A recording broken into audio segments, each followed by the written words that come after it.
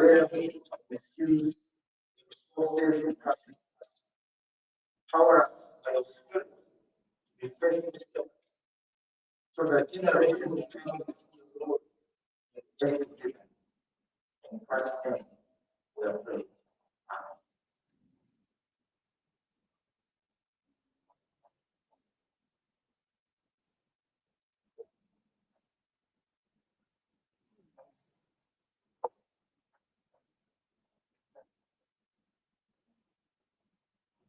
Thank you very much for the reflection.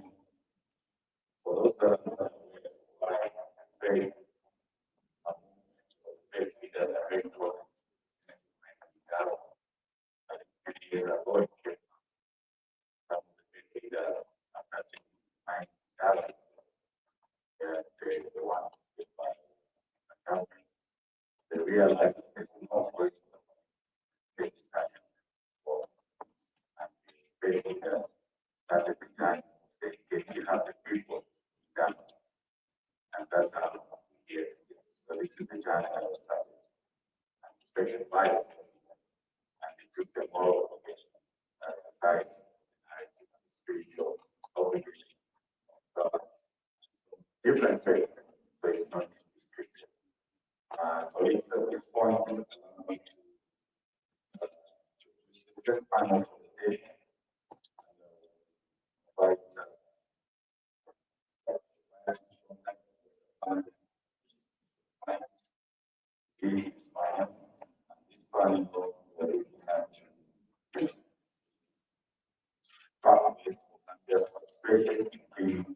Any gratitude. So, yes, coming, both of them.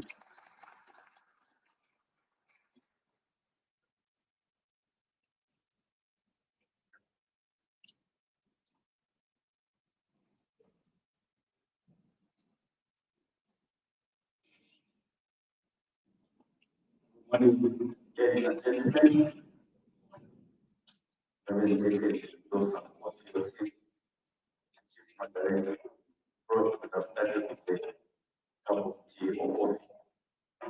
Anyhow, I guess we be captivated in terms of the discussion like the moderate safety stated, this panel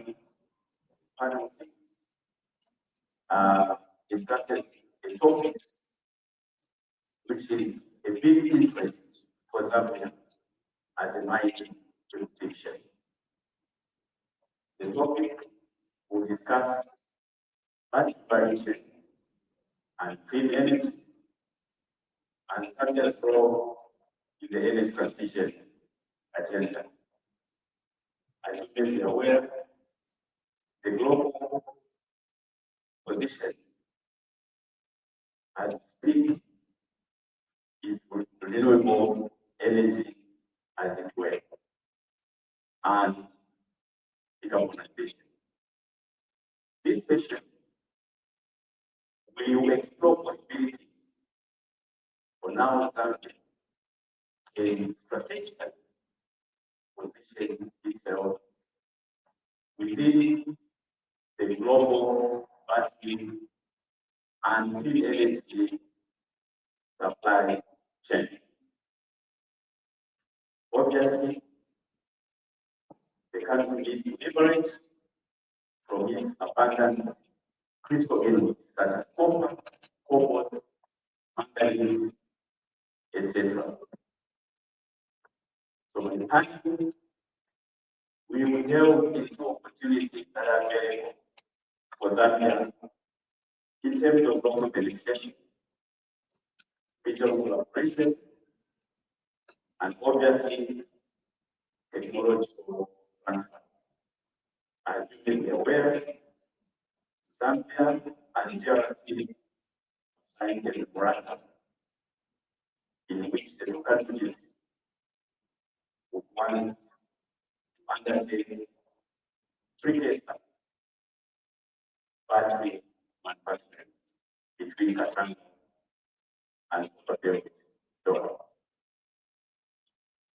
I also want to mention that as government president of mine, the national strategic mineral framework for strategy has been put in place, and under there, one of the tracks is to encourage mineral beneficiation and value. So it speaks to the MOU that Zambia has signed here. Allow me at this point to invite my eminent panelists, which is able to dissect or rather this mouth-watering topic. Feeling a lot of questions getting so serious is just demonstrating the importance of this topic. So allow me to invite Dr. Dewey Master from the University of Zambia Institute of Petroleum. Let's give him a hand.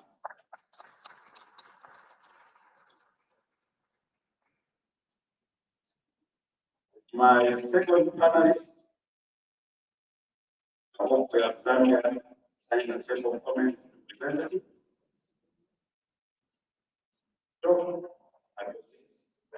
Thank you. I'm not sure we have a representative from the other side now, Chamber of Commerce. However, I'm able to invite the Executive Director, Care Foundation, Madam Sama M. Kelly. Please, let's put our hands together.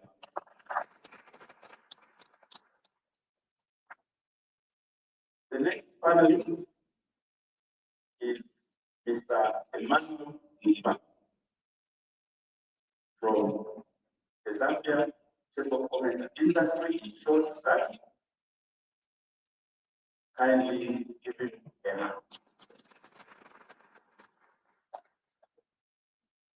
You can have this here. We were expecting a representative from the DRC Zambia Bank Council, but I'm not sure that representative is available.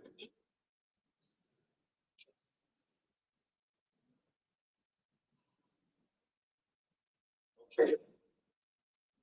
Please allow to embark on this very important subject, country for the region and for the global perspective. As we said, the context, the global transition and decarbonization is driving unprecedented demand for battery minerals, presenting a huge opportunity for Zambia and the region. I will start with the doctor to just speak to what policy and regulatory frameworks which you see government of Zambia would put in place to support the efficiency and validation, particularly in the value chain. So, what would be your perspective? Thank you. Thank you, moderator. Good morning, ladies and gentlemen. It's a privilege for me to be part of our discussion here this morning. Looking at the battery value chain and from policy and legal framework perspective. First of all, we are even talking about this because our country is mineralized.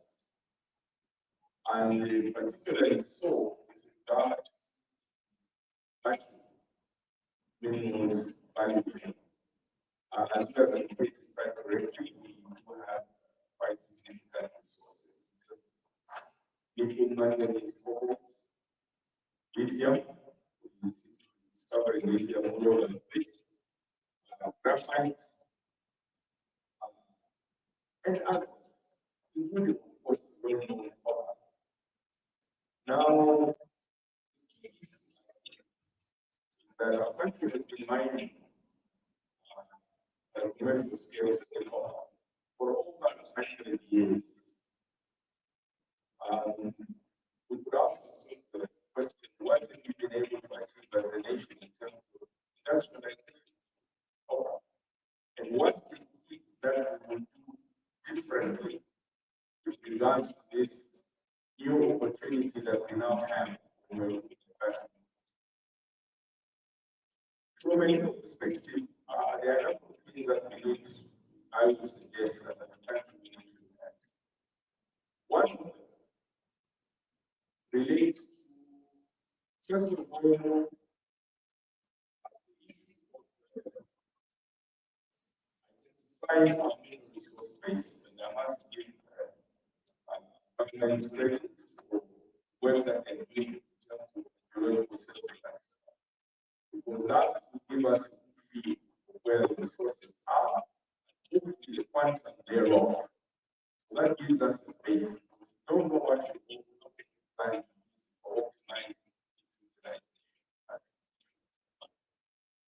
The second one, in my personal view, lies in the area of ensuring that the population in general seems or achieves a sense of ownership and participation. By this, I mean that we as Zambians must feel we have a stake, we have a role, not just from the perspective of being employees, no. We must be part of the owners of this value chain. We must have a share in the ownership.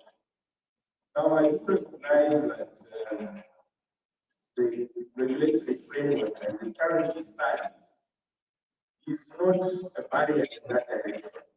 However, the fact that we are not significant players in the ownership structure of our mining sector means that there is a problem. And I think that the legal framework must address that. Now, for us to address that, we must understand where are the problems.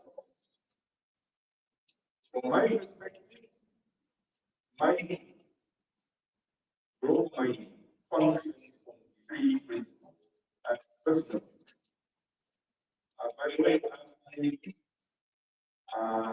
the University of Zambia, the Center of Excellence for Critical Minerals, an agency that has been recently created. So I'm speaking first here. Three elements. One, finance. Two, technology. Three, consumption. If you look at the global minerals industry, any jurisdiction that has those three is successful. Finance, technology, and consumption. Now, to ask ourselves the question, where does Zambia sit on those things? Do we have finance? Do we have technology? Are we consuming our own resources? The answer is no. So I believe that it's important for the policy and legal framework to address those three things so that we are able to generate money. And once you've got money, you can buy technology. And once you buy technology, you can internalize the technology so it becomes yours. And of course, consumption. Our population is 22 million. The amount of consumption of our own resources will will necessarily be limited because of the population base. However, we live on the African continent, and if we see Africa within that it is part, if you will, of our market area, then consumption becomes possible. And there is already an existing infrastructure development called African.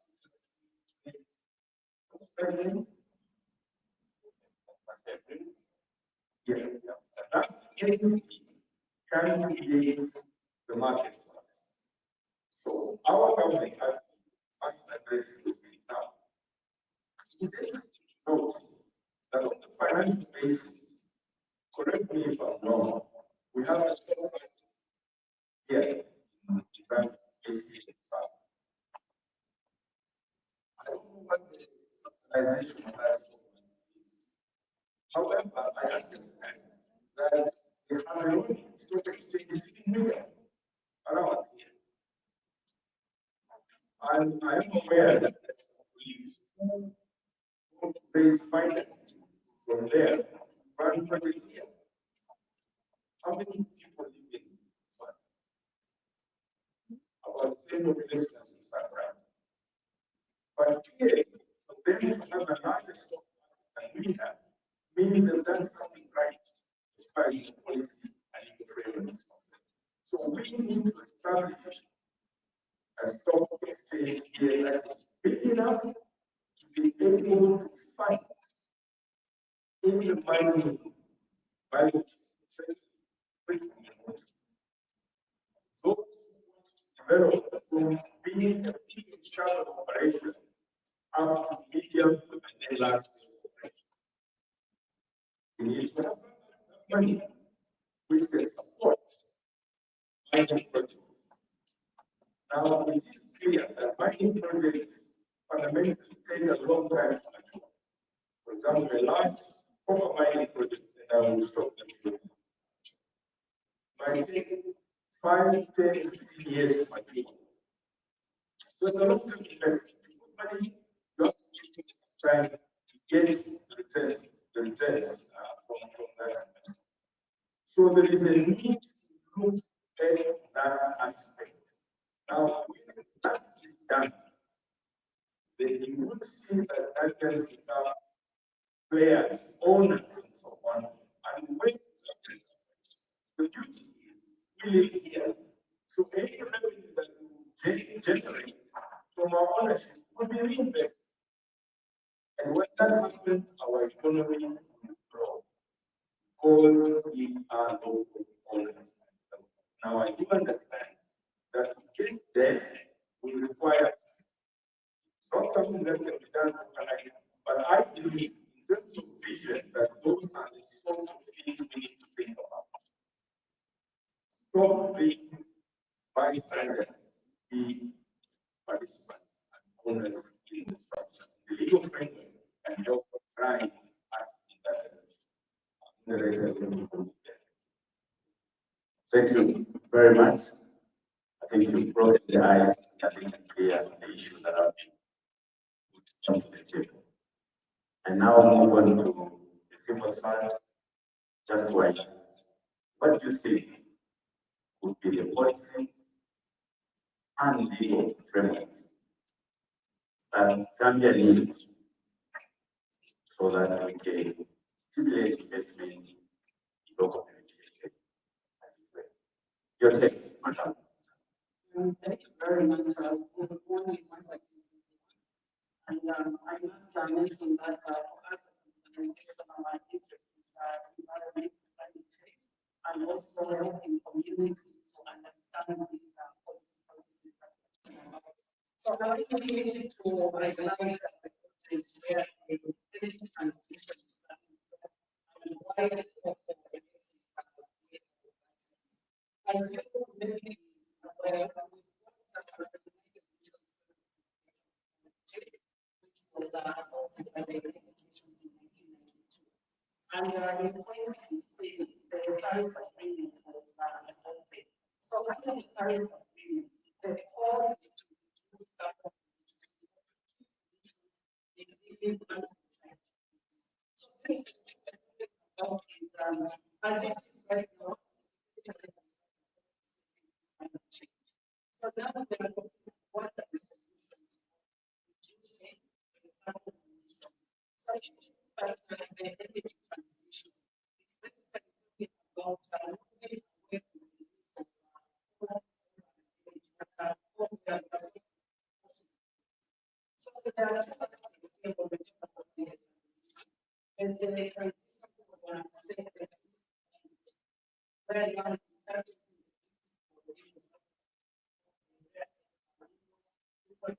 solar panels and also to go into wind energy. Then it is the transportation sector, where we can see that the transportation sector is contributing about 22%. So how do we reduce the carbon emissions that are coming from the transportation sector? And this is where the coal mine has come. So it produces electric vehicles and instead of vehicles that are based on diesel, we are looking at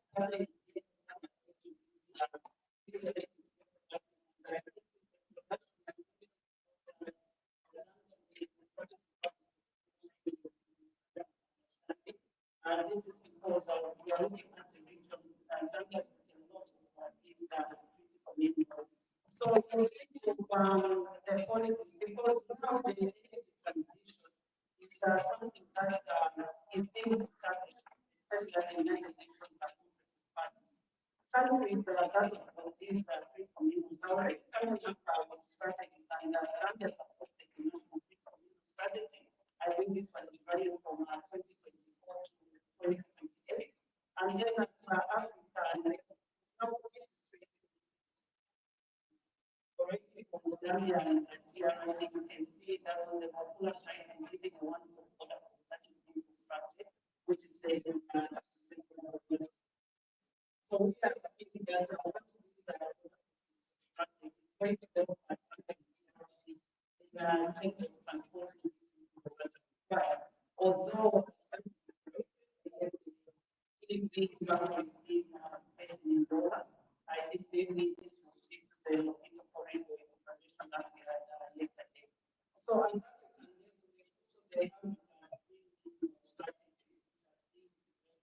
So for us, the key thing is linking the extractive sector to the environmental sector.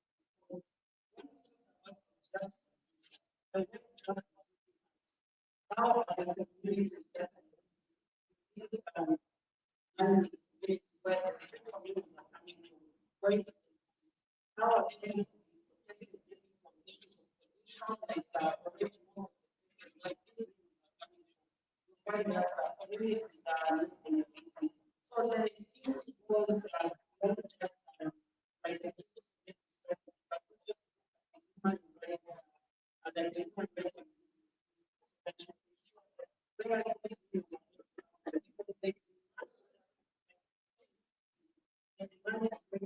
and where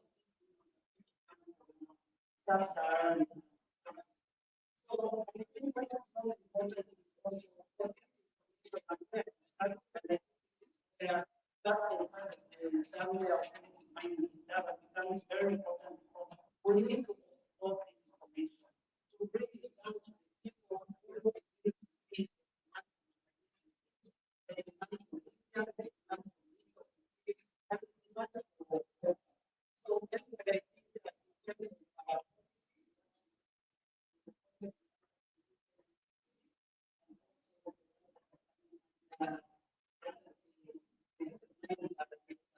and I think the context is that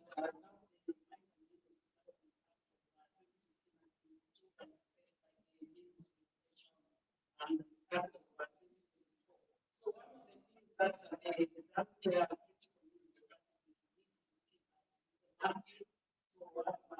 where areas where also looking at our capacity to the but also important to look at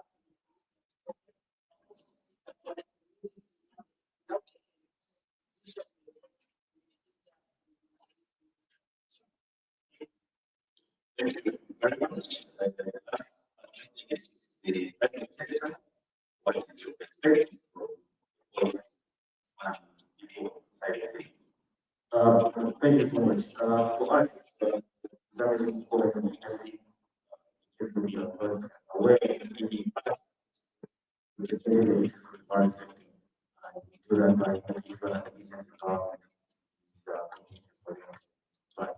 So when I look at the question moderator mentioned always, for us, we try to dissect the whole value chain.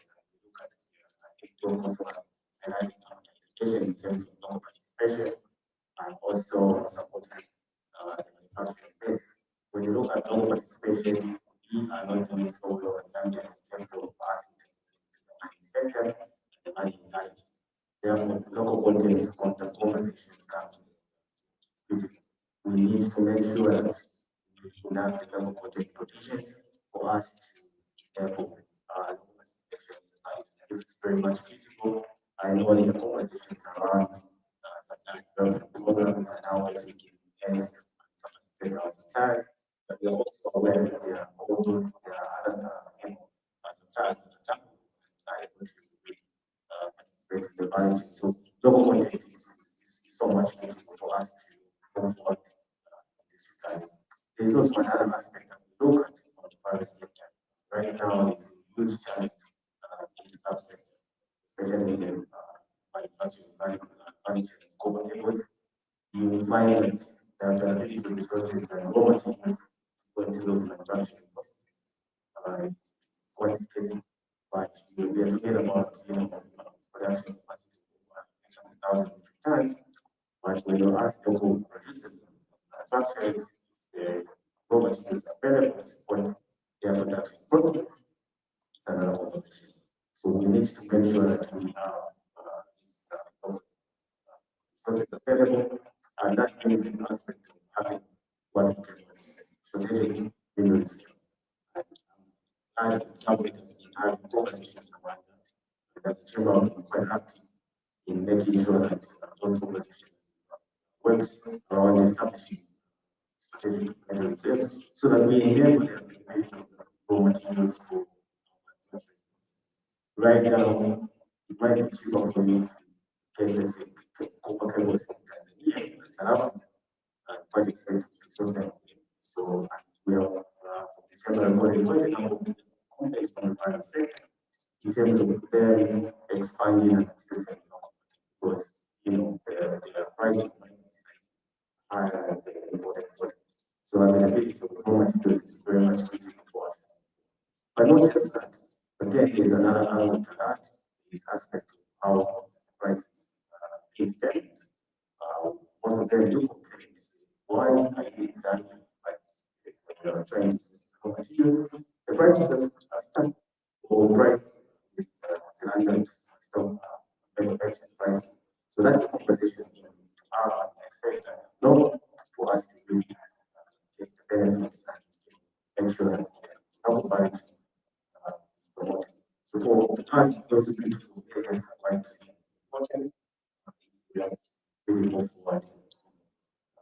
Value local content, strategic measures, something that we are so passionate about. Thank you very much. I think my partner had really delved into that particular aspect from from policy and legal aspect. Maybe while the private sector is still working as well, I was wanted you to just highlight some of the incentives that you think government can put in place to stimulate local communication in terms of private chain. Are there conversations around which private sector, the government put up these incentives to stimulate investment in local communication and communication? What you take? Thank you so much. Again, when you look at the subset, especially the subset, the challenge there is nobody. So if we as a private sector, what we look at, how many people will really purchase, utilize the commodities that we produce. And when you look at the Zambian structure, that demand is this, we say we have capacity manufacturing plant in Chibomo,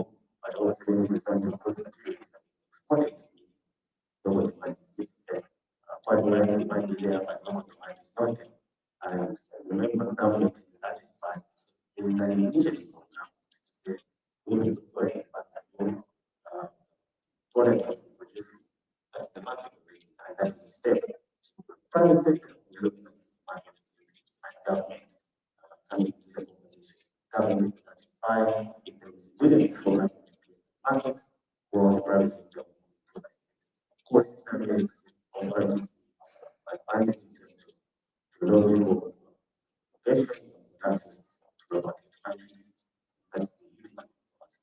There's a step to ensure that stock demand is available and government is very much to drive that demand. Again, it's an aspect of making sure that we there's some level of restrictions to protect the domestic market. Remember, the other interventions in our subsector we have restricted importation of certain products and also demand rising and local production rising. So that's initially going to be manufacturing value to create that demand and safeguard the local manufacturing base. So those two points for us are for demand and making sure that we protect the local market as much as we can to expand to that market. Thank you very much. I will skip the civil side of this question because the civil side is more in terms of advocacy and making sure that certain things are happening. So this question may not be appropriate for this side. Our job, just to, from the academia point of view, what is the incentive that the government can put in place to stimulate investment, local organization for the private sector? Okay, sure. Thank you very much. I will answer my response on my earlier statement when I said that mining is about this. Now, I think what you're asking about is, for example,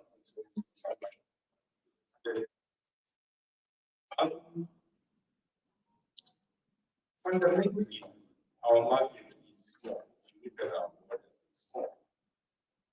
For instance, we talk about, let's say, electric vehicles. I don't know how many Zambians know electric vehicles. So our Secretary of the Cabinet, the last couple of months, has been driving electric vehicles. That's to demonstrate that the government is ready to embrace that technology. But sorry to cut you short. Thank you very much. I'm aligned to the statement that was made that the government statement to the effect that the government will start procuring electric vehicles. But government is one thing. What about the average citizen owning an electric vehicle? So the market for electric vehicles really is not that much. However, if we focus this question briefly, or let's say lithium-ion batteries, the one market we have within the country, and perhaps borders and our city, region, Sadi, Odessa, is energy storage. Most of the experience in our country went through drought. Everybody now has a solar panel. My grandson the other day came and we have water panel. We have systems by water panel. So he sees himself as a client. So this is one that by all of us. And so I manufacture, for instance,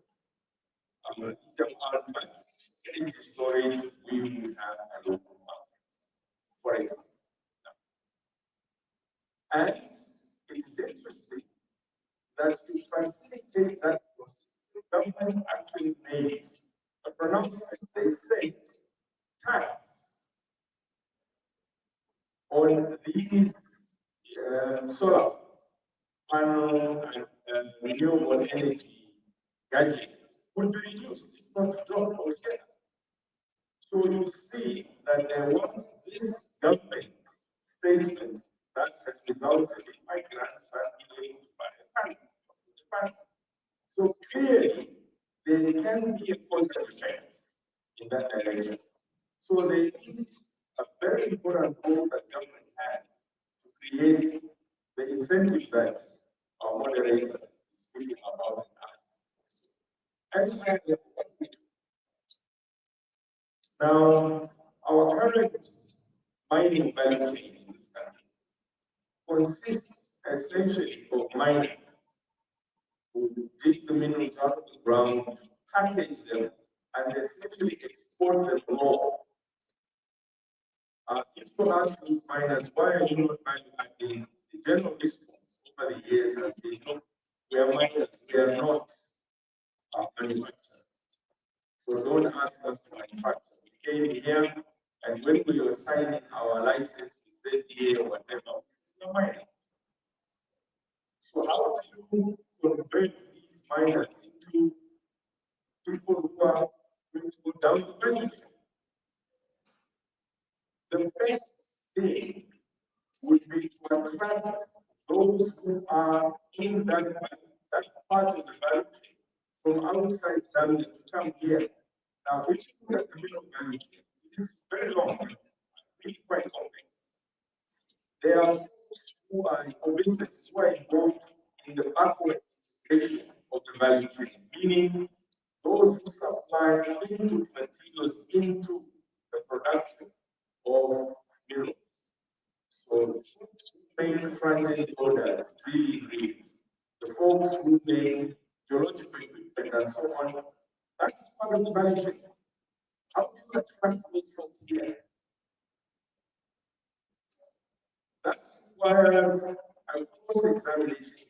It is interesting to note that the study meter, if you look at study as a whole, from a mining perspective, we are one of the largest consumers of these backward integration elements.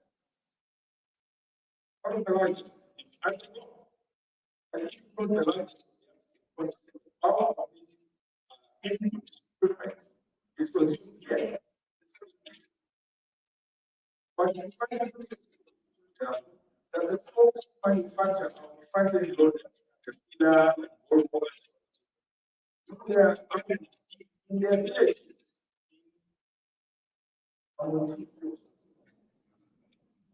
Anyway, all of those activities are, as far as I'm concerned, so to bring them here would require government to look at incentive structure. Why do we not attract these folks who are manufacturing backward integration into the mining industry? Yes, but bring them here. Maybe that is a question that the government ought to look at. Because, for example, we can easily compare our legal framework in that regard to the legal framework of countries where these things are happening. What is the difference between what they provide their businesses compared to what we provide our business?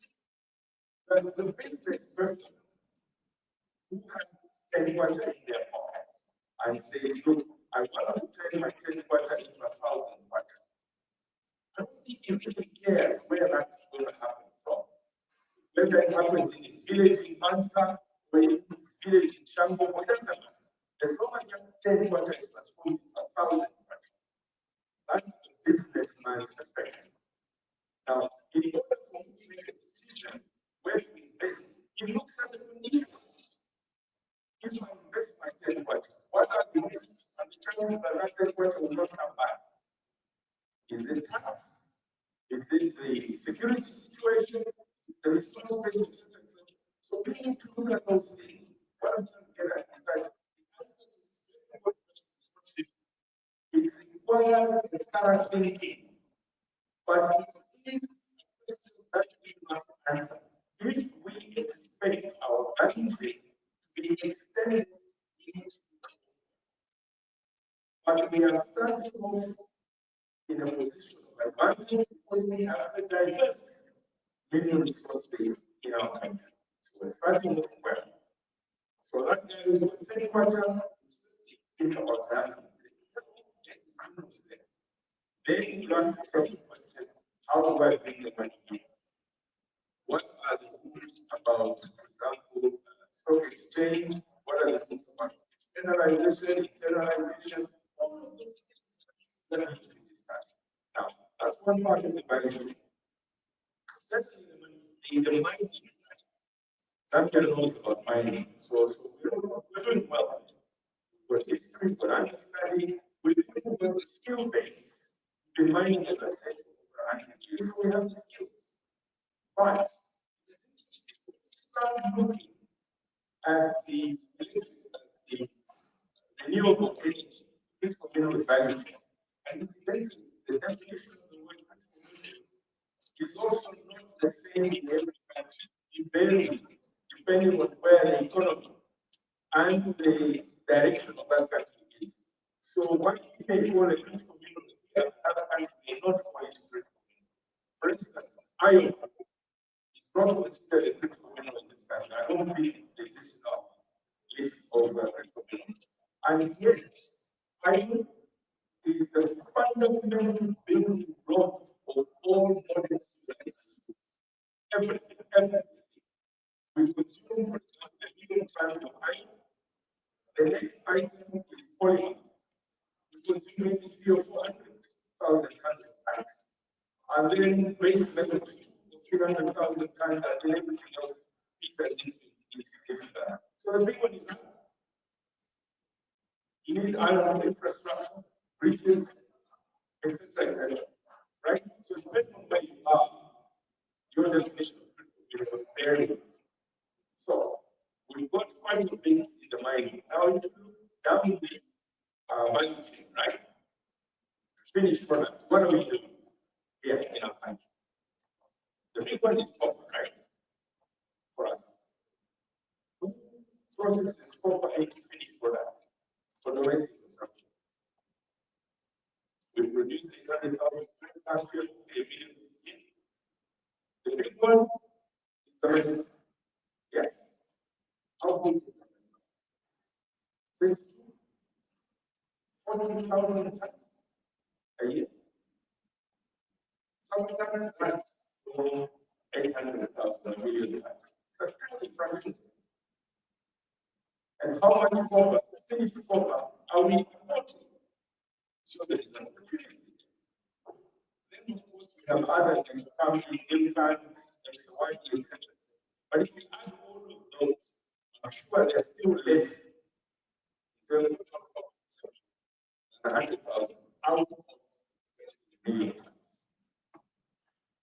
So how do we expand that value chain? The only way that will work is what my fellow prime minister said. For us, as a private sector, what we produce when there is no consumption. So we deliberately need to look at who is going to consume so that investing in that part of the value chain. So there are these things that we need to think about. So there is homework that needs to be done seriously. We have opportunities, but we need to do homework in order for us to achieve the benefits that we are looking for. Forget about that. There is not like teeth growing in your head. It will happen whether you brush your teeth or not. Not in this kind of thing. It has to be very clear. But thank you very much. Let me move on to we just about winding down and this and you don't want to raise one question. The issue of mechanism that we put in place to ensure local communities benefit from regional development, especially the battery value chain. What sort of mechanism put in place for the local communities? For the other side, that is what space. Yes, Dimitri, thank you very much for that. The So like I was saying here, this is the energy transition for us is like a double-edged sword. On one side, it is coming to solve the climate crisis. On the other side, it is increasing demand for minerals to the extent that we have to look at what will happen now when we have this demand for what we are calling the king for minerals. Already, Zambia is looking at increasing copper production to 3 million metric tons annually. So meaning it's like the gold rush, now the copper rush. So we're looking at what is going to happen in these communities where the copper is coming from. So the United Nations Secretary General Antonio Guterres has made an emphasis that it will not be just transition. If communities are left suffering. So we have to look at first if there is going to be this demand for copper. How are we going to protect the land rights of the people where this copper is coming from? How are we going to protect the communities from environmental degradation? How are we going to protect them from pollution? So again, it becomes very critical because this concept has come from the United Nations Convention on Climate Change. It is also looking at how is Zambia domesticating this process. So we have what we call the national equitably where the countries come up with strategies for addressing climate change. So I get going to ask our community how many have participated in the development of the energy because Zambia is now going to submit its state. As we go to complete, Zambia is going to submit its state NDC. So also there is what we call the global cocktail. So the global cocktail is also looking at how are we going to finance the energy transition. So if Zambia is going to obtain the climate fund, how much of that finance will go to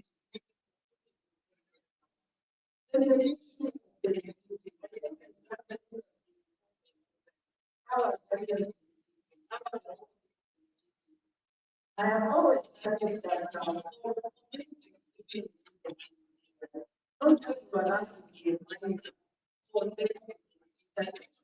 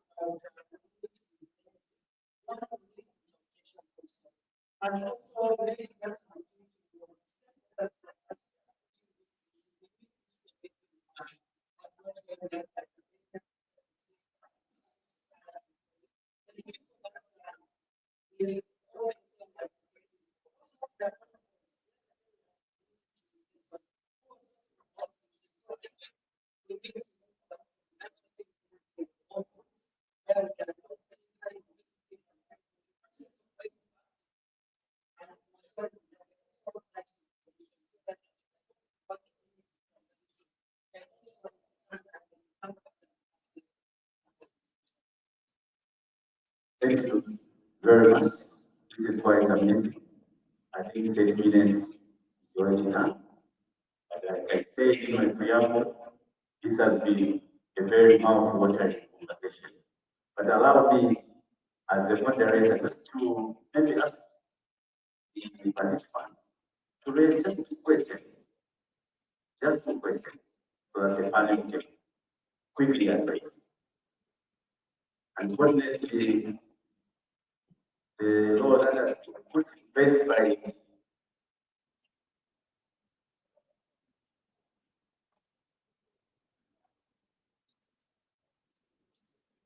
okay. Thank you. So I've been corrected at least of 15 minutes. So it means 3 questions. 3 questions.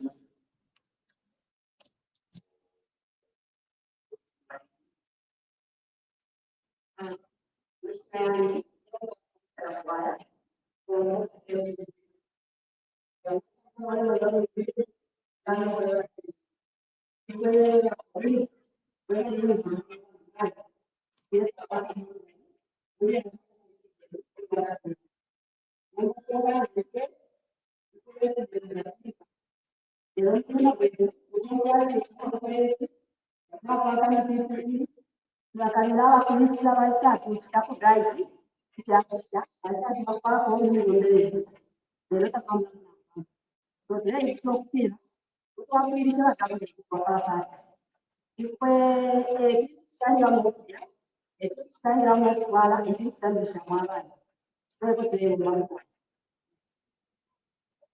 Thank you very much. I think eventually that can go into my mind, but they are usually mental education.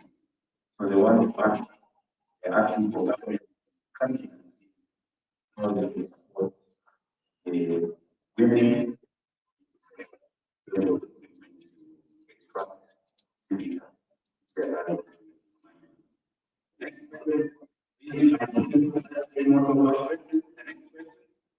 My name is Chris from Africa. And my question is, I heard you mention that you also need to do subscriptions so that you know what the community is looking for. So I wanted to ask, how are you going to ensure that you take note of what they want and you provide whatever they are saying to you? So how are you going to ensure that you deliver what they are saying and committing to? Thank you. The next question is going to be very good. The next question. Good morning, friends. Good morning, moderator. Our demand and the introduction of for example, open education, Zambia and Lusaka. They guide us to the same like table of conversation.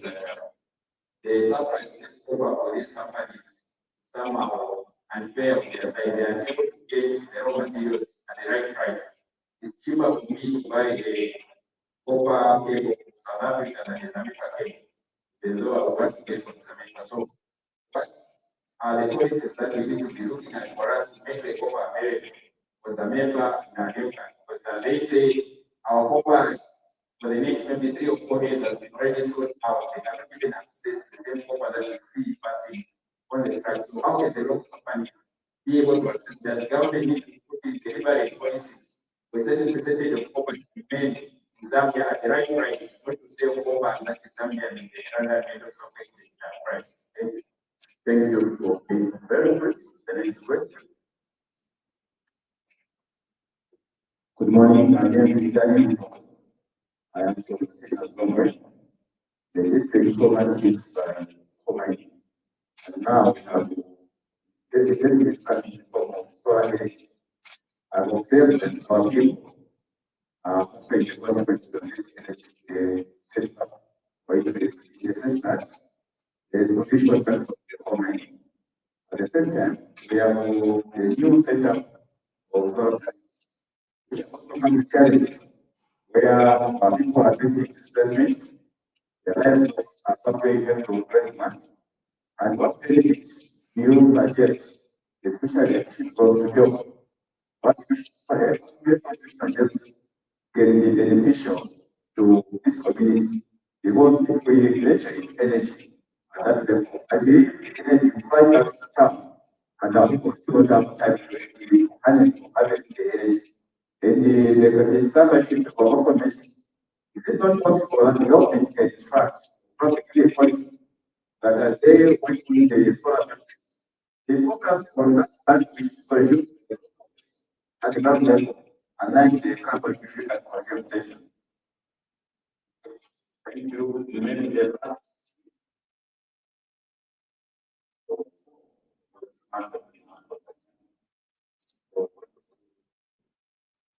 Thank you. And I already wrote as always. Thank you for the chance. My question is, how do we become proactive in terms of public health, environmental issues, as we see that in most cases, these mining companies, for example, lithium, it is known that there's so many dangers. But as we know that the proactiveness of our implementation of the enforcement compliance, and in most cases, when there are accidents, when human life is lost, you cannot compete by that.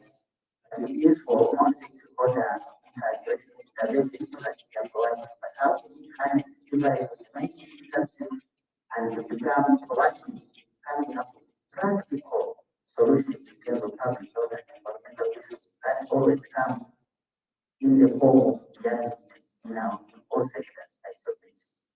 Thank you. In advance,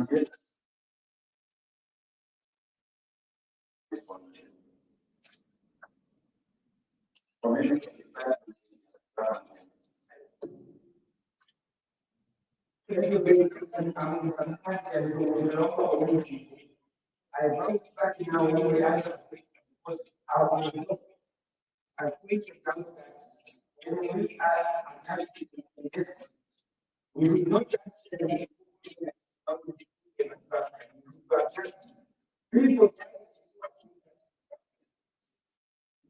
I want you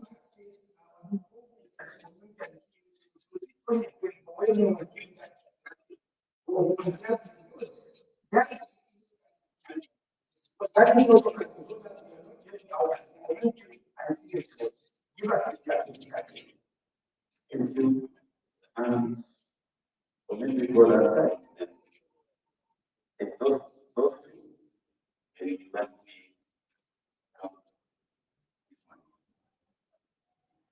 Thank you very much. Go actually talk about producing, some of the things like actions where you do not get actually what and I think that's much more because something that's not really have any manufacturing experience or Zambia, which we have is without any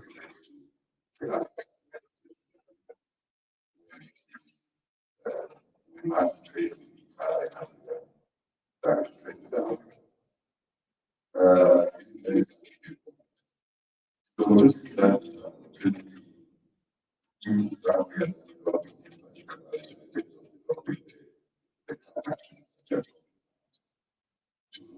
how we can penetrate and get market in Africa. But I think this is also part of where our people and people and their partners it's not anyone that will make any space to really place that where you're going to say. Maybe not necessarily point. You are able to be putting the what you want to get something. So this is two that are like the time you those kind of construction for those batteries. Thank you. gentleman here.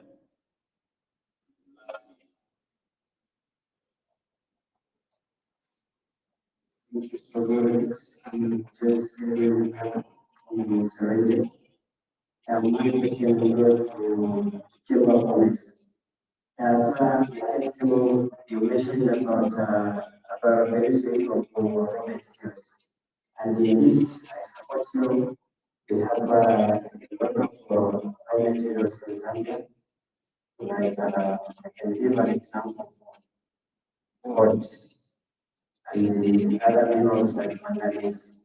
Some weeks ago, in Istanbul district, um, we had a riot where the miners who are called illegal miners, but they are the local beneficiaries, they are allowed to. And again, the same incident happened in Fumbi, where law enforcement officers went there so that those people should stop mining. They are called illegal miners, but the people who are also called the beneficiaries of those minerals. And the reason why those people go there and do the mining is because they don't have jobs. What they want or what they are looking for is an income today and every. My question is to reduce that. Does the subject of policy and industry have any plans to promote industrialization so that those people can benefit from job creation? Thank you so much. Thank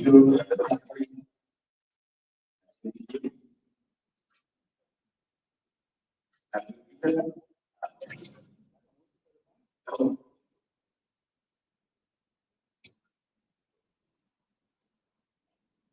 So my name is Charles.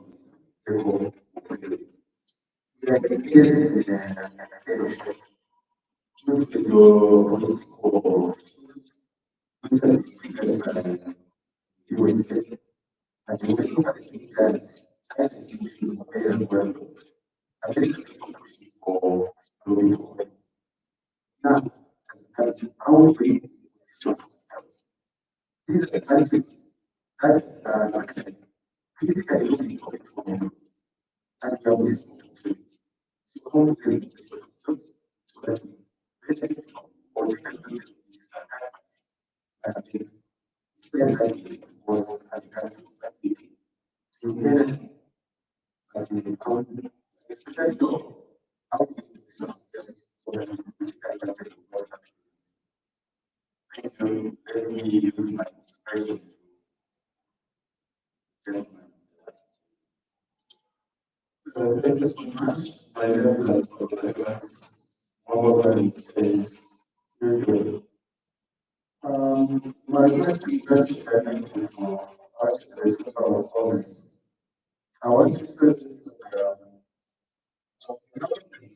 it's actually a kind of service. I'm saying so because I know that politicians come and go, but the civil service still remains. One question is, do you have or folks outside of in terms of seeing Zambia and the state it is right now in terms of the indebtedness, and then looking at opportunities on how we can try and remove Zambia from this indebtedness. I'm saying so because this interesting where we looked at how Australia is actually faring in terms of its own critical minerals. But we also see that as the loan such, resource, we also try to look at a different, perspective. Where we say, this same data we want tomorrow to say we started this journey. We started this journey and ensured that Zambia and the with a structure or a team to say, we want to have a strategic plan. In the next 20 years, we want to ensure we reduce this debt because you cannot develop when your debt is beyond your debt.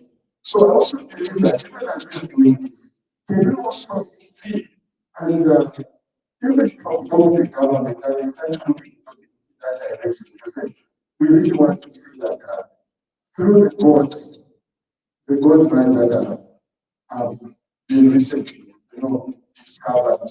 Can we also do something?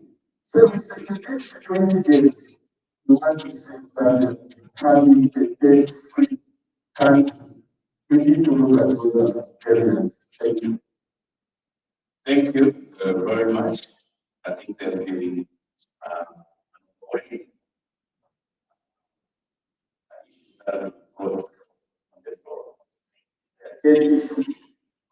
So I'll get each one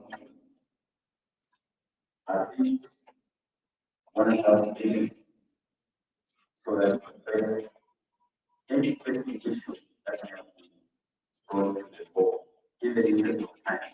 I only have about 5 minutes. I'll start with the side. Single side and last. Thank you so much. I'll start with the issue. I think there have been huge progress in that space. Still about finance and of debt. I mean, the structure, so we're moving in the right direction. And I do understand, I do agree. We can never develop if we consider the trajectory borrowing, borrowing.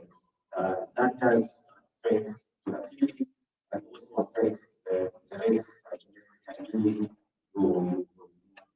And I think we are looking as well as the challenge in the past in terms of how our government structures were impacted due to the borrowing that was happening in the past. Couldn't borrow at a cheap rate, couldn't do this. So it's a big conversation in terms of also us against the opportunities that is available in both my chair and many other critical users available for us to promote and use that local resilience to this aspect. So it's a conversation that we are so much into. And we want all Zambians to participate in the mining and management. And through artisanal mining, I think it's an avenue that we can enable all Zambians to really integrate in the mining and management. But like the other questions spoke on the issues of our role, everything that capacity to equipment. So and also by this response, what the gentleman asked, what the gentleman is doing in terms of promoting I think enabling advancing issues around illegal mining and making sure that they're in organized space. So we are running a delivery program within the corporation group organized about 10,000 at least we also in the space of mining sector. So what we can do is provide capacity and also making sure that we take them to the right finances so that they're able to purchase them and also really invest in their production and also really invest in their companies for them to grow. So we have that delivery program and also we make sure that we work the market so you want it to this extent to even to the mining sector to the agriculture sector. So we are more delivering those issues and we more we will welcome to really have that conversation and how this units that they live on today. But I'm happy to report to you that we are moving in the right direction in terms of structuring over 90% of our data funded and we see more benefit for private sector in terms of reduced rates and also opportunities for you to expand into the market and access to financing. So as a private sector, we are more focused on that. Welcome the initiative to have conversation. And for organizations that are having and also making sure that it's being used to the right market, to finance and capacity, especially for the service was provided because we know that it's an opportunity for us to do more service. Thank you, Madam Lusaka. Yes, I'm responding to the consensus from the community around the action form of leader. We are within the physical. I'm not opportunity is not for your so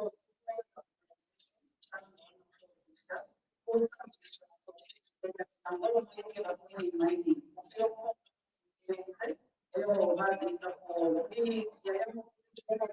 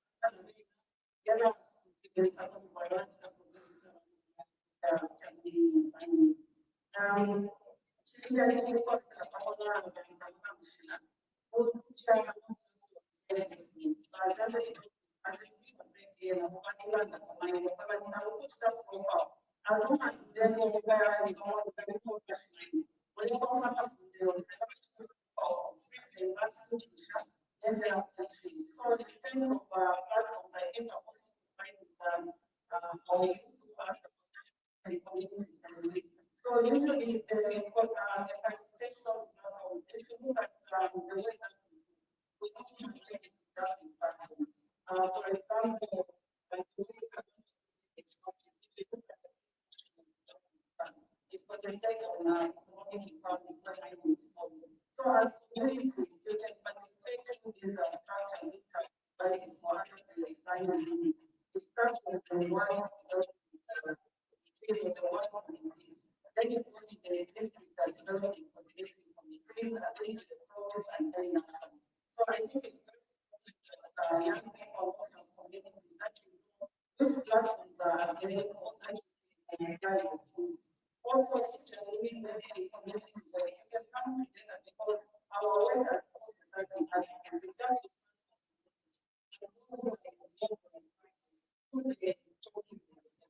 so we can't do that, but we want to if there is a mining company there, we can be engaged with them to see what the market is. I think I'll end that. Thank you very much for responding to some of the issues. Though lastly, please address a few issues. Thank you very much. Thank you for the questions. I'll try and explain you them. Supply of raw materials. Country has a lot of power is exporting and has been mentioned the 850 or 1 million that over the years, the experience has been that our copper is exported out here right next to, for example, historically, to Rwanda copper mining. Wanted to buy copper that was produced by Rwanda, they needed to go to the London Stock Exchange. And that really has been a problem. And many respects is critical. And that downstream by trade process. I don't want to say I mentioned, but I should. Remember, I said consumption, finance technology. That is the issue of consumption. Those folks who receive our copper are drivers of consumption. So over the years, we've been trying to take us because of that. But I don't understand in terms of attending to this issue. I'm aware that the government has pronounced that the government is intending to, or has already set up a vehicle through which some shares in some of these mining houses, 15% here, 20% here, etc., will be paid for not in cash but in kind. Meaning, let's let's say, for example, government uses I owns 20% of company value. And when company produces its 300 to 100,000 tons a year, 20% of that will be given to government, not as copper metal, not the equivalent in cash at the top of it. Then the idea is for the government to then, through this IH and this vehicle that has been created, for the government to then sell that copper metal as and where it pleases. That will then unlock that problem that we've had for years. We know this fund is already happening actually. The DRC next door, very similar idea. And I think Japanese, still in the end of last year, actually started to engage in direct marketing. Now, those of us who are old enough should know when we had less of the money, it had a better marketing component. I think it was the mango or something. So that used to sell. So that is the idea that the government put in place and I started to correct it and directed on that way that is the intention to make sure that now going forward, metal resources, copper, whatever, can be accessed in that way to manufacturers. The issue of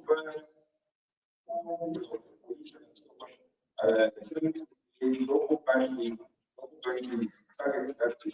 Yes, in fact, I am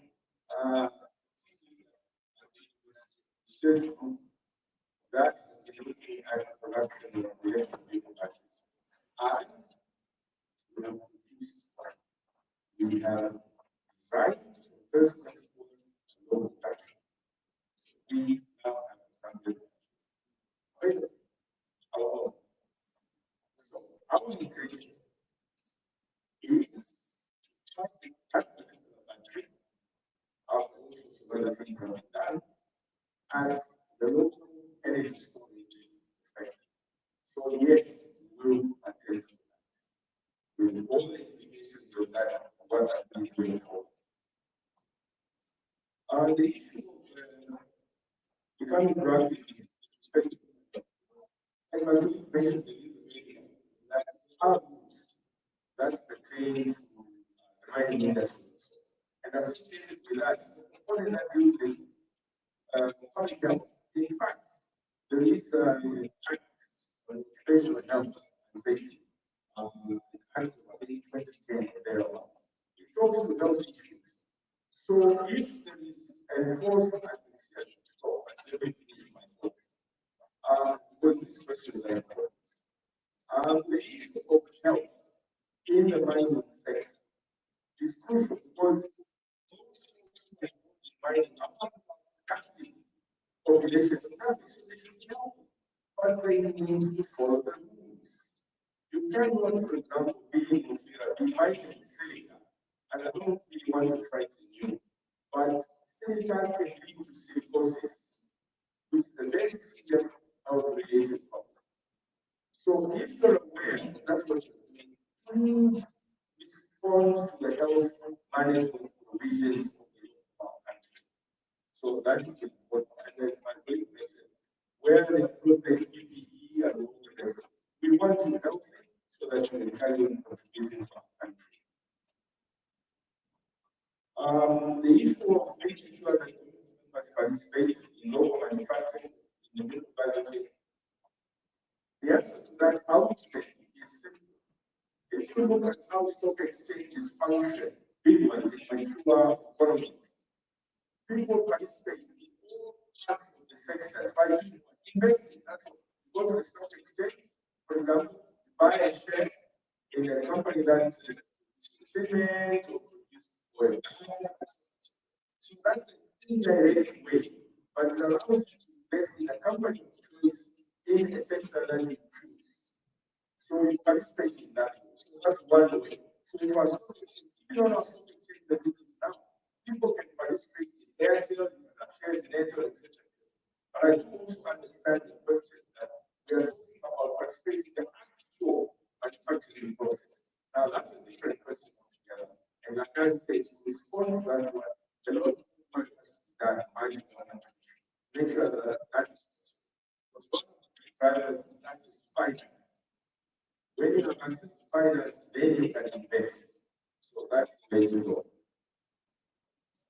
Yes, Zambia is exporting to Africa and like to the rest of the continent. I think that's the way to go. Our market is small. If we want to export, the nearest market that we have is also Africa. Because like a lot of our neighboring countries, they are very similar positions to us. So they do require quite a lot of what we produce. I mean, there are examples in other sectors, right? We export maize, for example. We export meal, etc. So that's already happening. But in the mining industry, more work needs to be done to make that activity easier and possible. Maybe I should stop here, except that there is an important question that was raised today. How does Zambia respond to this demand by China, US, EU, and so on? You know, the government is already developing a possible solution to that. And this George was saying that the government is doing is going to identify where our mineral resources are. So where our mineral resources exist, there is a provision in the law. I think the Mining Act, I think it was transferred from the old Mining Act to the Mineral Resources Mineral Regulations Act. When that is, when the government is aware of a particular mineral resource in a particular location and has quantified the value of that mineral resource, they can auction it to those who are interested in exploiting. Now, the process of auctioning allows the government to put in particular conditions, right? So the government can say, if you want to have access to this lithium deposit here, we want you to develop the road, we want you to develop power, we want you to develop certain delivery infrastructure. So that delivery through the auctioning process will allow the government to direct the forward development of our country, taking advantage of our critical minerals. The details of that we can talk off camera. But this is thank you very much. Allow me to thank my panelists. I think they have been different, and I think coming from the government side and this of mine, I think I've gained a lot from the issues that they have ably articulated, but also the participants who have been quite engaged, and I think they are questions that from the side of government, we need to pick up and see how we can deal with those issues that have been raised today. But I know that the directive programs have already taken its position, signaling that we have run out of time. But allow me once more to thank you. And from my side, I think we have made it. So thank you so much. Let me hand over the command to the director program. Thank you. Thank you. Let's give a round of applause. Director from the panel for the great facilitation, but as well as very informative and very key stakeholders who are able to share the information that is desired, the process that you want to express. The key takeaways, I think there was a statement by Law, was my suggestion. You should now stop being vice standards, participate, support, citizen policies of talking about it for many years. The chair of the government for capacity building for especially minors, but also the person that was glad to be having a conversation about various issues. Me as a fisherman, if you tell me that catch the tuna, and you tell me to put it in a tuna can, that's your job, isn't it? So let me just catch a fish. So the miners, Zambian miners. Budget mission, the second one. How do we capture? How do we use it? How do we take it from there? And I think there were lessons that have been highlighted. I think this was also engaged yesterday by the council where you say, do you want only tax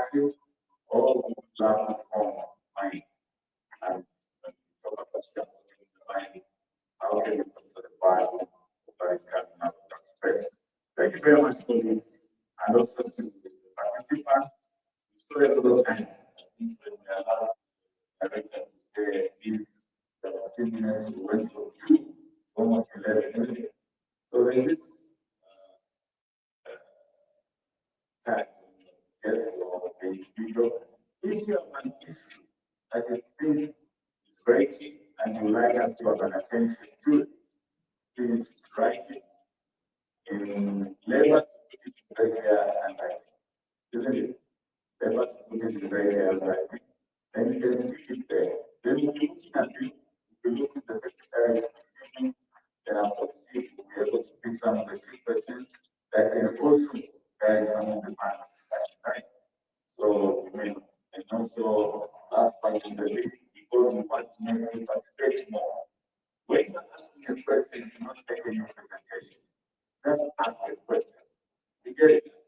So that we do not lose time and you ask a question and eating for it. Just wait forward. So that so it will look back. So that's why saying like go where let's say be size person right so that we have more conversations of the panelists. Let's give a round of applause for ourselves. I just want to invite you, director of that, yes, for not giving you coffee, but at this point, a match of life. We have 10 minutes, let's have a coffee, after here, we're going to have 2 parallel that will run. So it will be better when you come back. Please, I invite you, as it were, delegation, the government, the other corporate partners, the Bay here, every other part, like myself, also Bay on the other side. So I invite everyone, please, let's manage time, let's meet. If you are not eating, but if you are, let's start. Thank you very much. But let me recognize our chair, I understand. The chair, I understand. Thank you very much.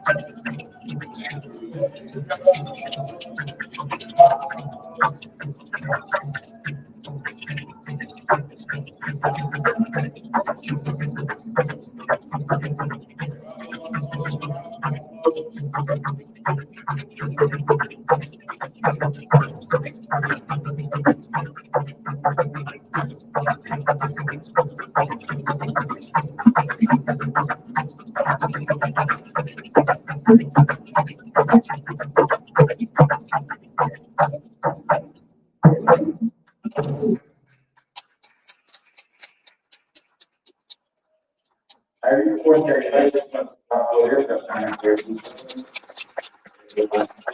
thank you very much for this. Grateful for that. In the morning, we did a lot of reflection about the like I think, and this long as that, but due to the bit of time, we are there, okay, like I say, the three of the families, Indaba, we don't want to make sure that this can get participation, so always recognized. So allow me to focus on that just for 5 minutes. Quickly give a reflection, then I will invite the leaders of different panels to take that Savannah. Let's give a round of applause to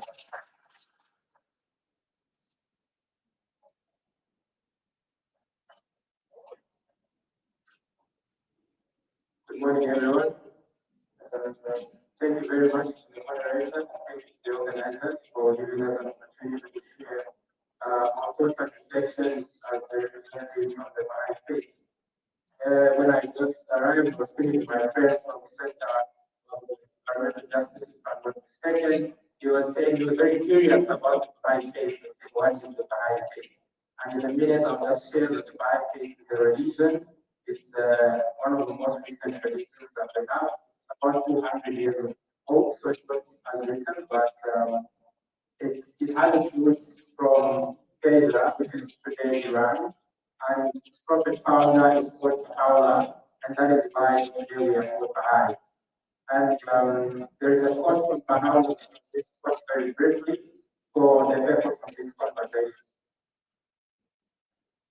Baha'u'llah says in his quote that be consciously concerned with the needs of the age and center your deliberations, experiences, and requirements. In the day that we're living in right now, as humanity, we have before us this question of how we take care of our natural resource and how we have consideration of mining, and that is why we have this in our today. And from the Baha'i perspective, we look at nature as something that we attach spiritual significance to, because we understand that life is interconnected.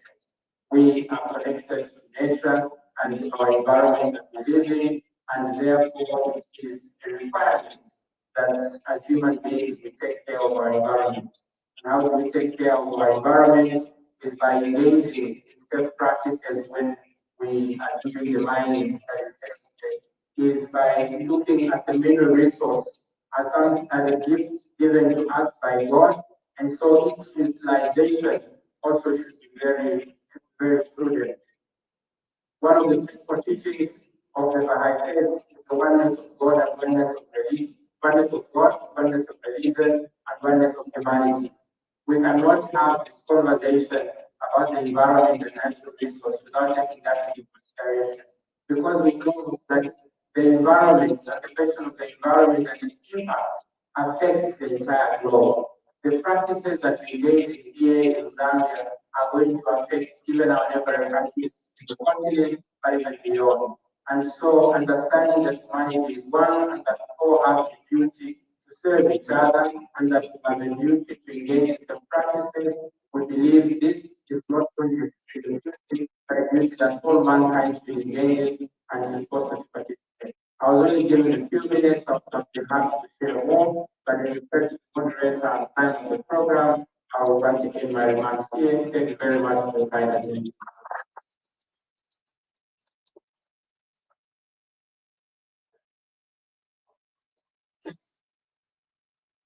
Thank you. Another round. Also, thank you very much, Mr. Pata, for being brief to the point. Take your time. What's going to happen just in break, respective groups, we're going to watch a video, and after the video is done, then break. So we have the things that are working, the small, the one that is looking at inclusive mining governance, elevating community and youth participation. The objective is to stakeholder inclusion and benefiting benefit sharing in mind sharing. This one,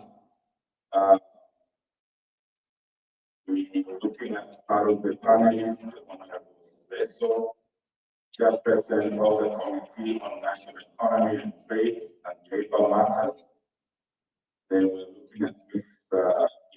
Yambe, the Project Officer, Youth Transparency International Zambia. Then we're looking at Ms. One, that's one Copper Mine. Then the Ministry of Mines Development, and Legal Development, local content units. Then we're also looking at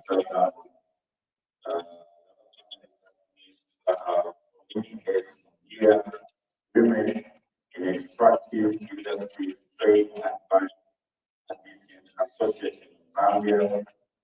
Then finally, by the list, we're looking at the panelists as the president, mining with Zambia, like Joseph Chewe. This panel will be moderated by our very able leader, Dr. Sheikh Yusuf Ayami, and the expected outcome of this after the conversation is done, specifics on how to ensure that Zambians are in mind. The one that is being here is section 8. So the one we're talking about is section 7. The one in section 8 is looking at where health methods, Zambia's unstoppable potential. This sounds pretty good. Zambia's unstoppable potential. But let's see unstoppable. Second is to increase stakeholders' appreciation of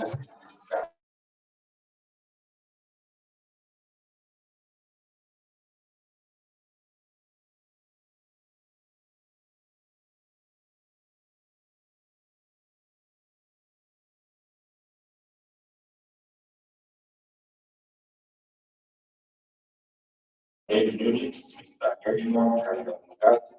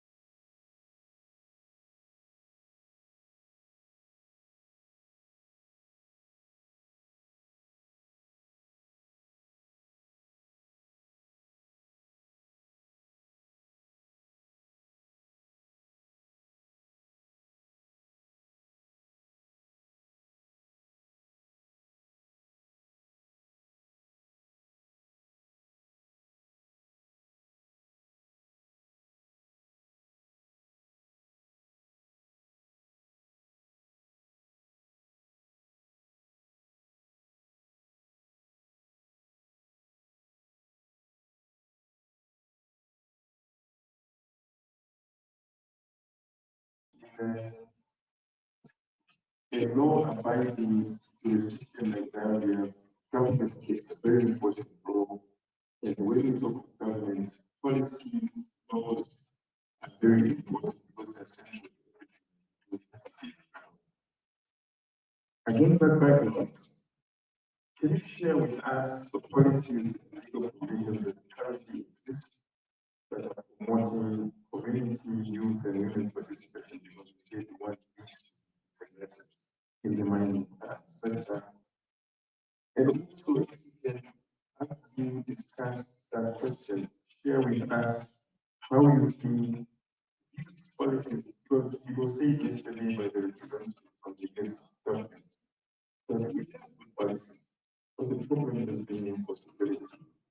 If you can also share with us what government is doing to ensure that these good policies are being enforced.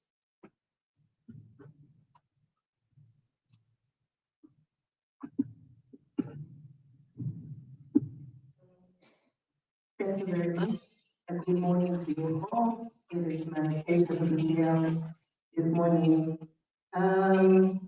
The Zambia indeed does have a number of laws that aim to enhance participation of women and youth in the mining value chain.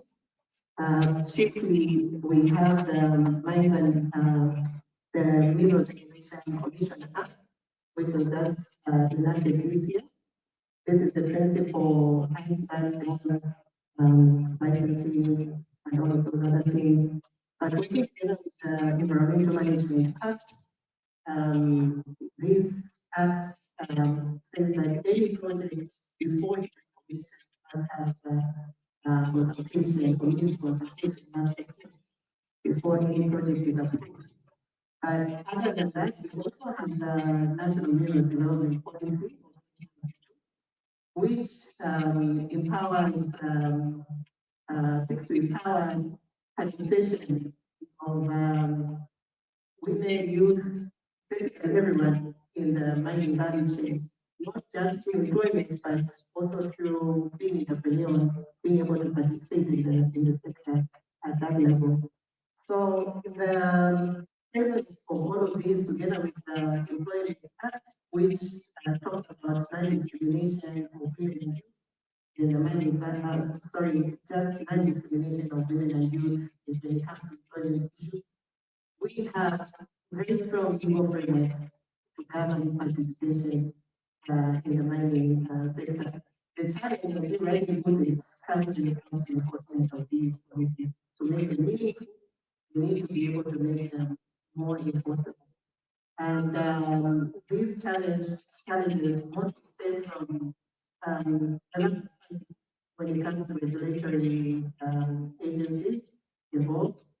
And also, because of this lack of funding, there isn't so much oversight of our mining projects or any other projects that are taking place, really. So then the community consultations become like a tick boxing exercise for companies, and so they are not adequately involved. But also the community themselves might not be very confident with what is the new laws to ensure that the hold us accountable, because they do have a voice. All of these laws and policies that are online gives people the power to have a voice, to voice out the concerns that they have, whether it's on a processing project or whatever project that it is. But that lack of knowledge really puts the community at a disadvantage. When it comes to now making overcoming this challenge, it's a matter of, as I've outlined even in the act, it's a matter of enforcing the, well, I really do not like to use the stick, but we do have to have things in place, penalties for those that do not comply with this. And also just having it in the law that if you do not have so many community, if there's no community engagement and a clear demonstration of how the youth and the women participated in those engagements, then we cannot grant the license. But right now, it's a little bit quiet, and also having that oversight from an independent body. The coming in of the Minerals Commission, we hope that we can have proper oversight of the inclusiveness of these, and also have quotas in terms of how much women and youth are participating in all of this to make this possible. Okay.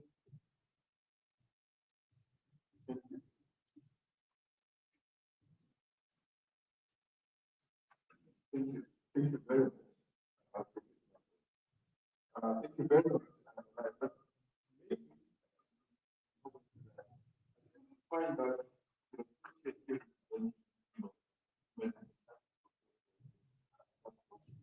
I want to find out what your immediate reaction.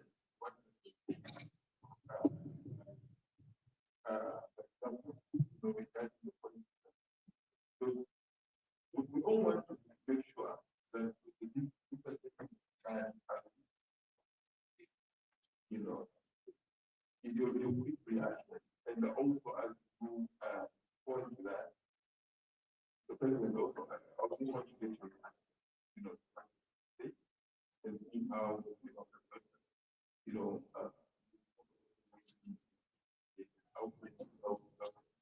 to ensure that the policies that we put in place Thank you very much. My reaction towards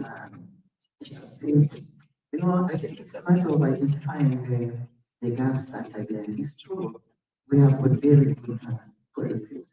But then the question is, do these policies actually meet the needs of the development of the SA? When I talk about SA, I'm actually talking about artisanal and small scale mining, which includes both men, women, and the youth. As a key player, I just want to be very practical.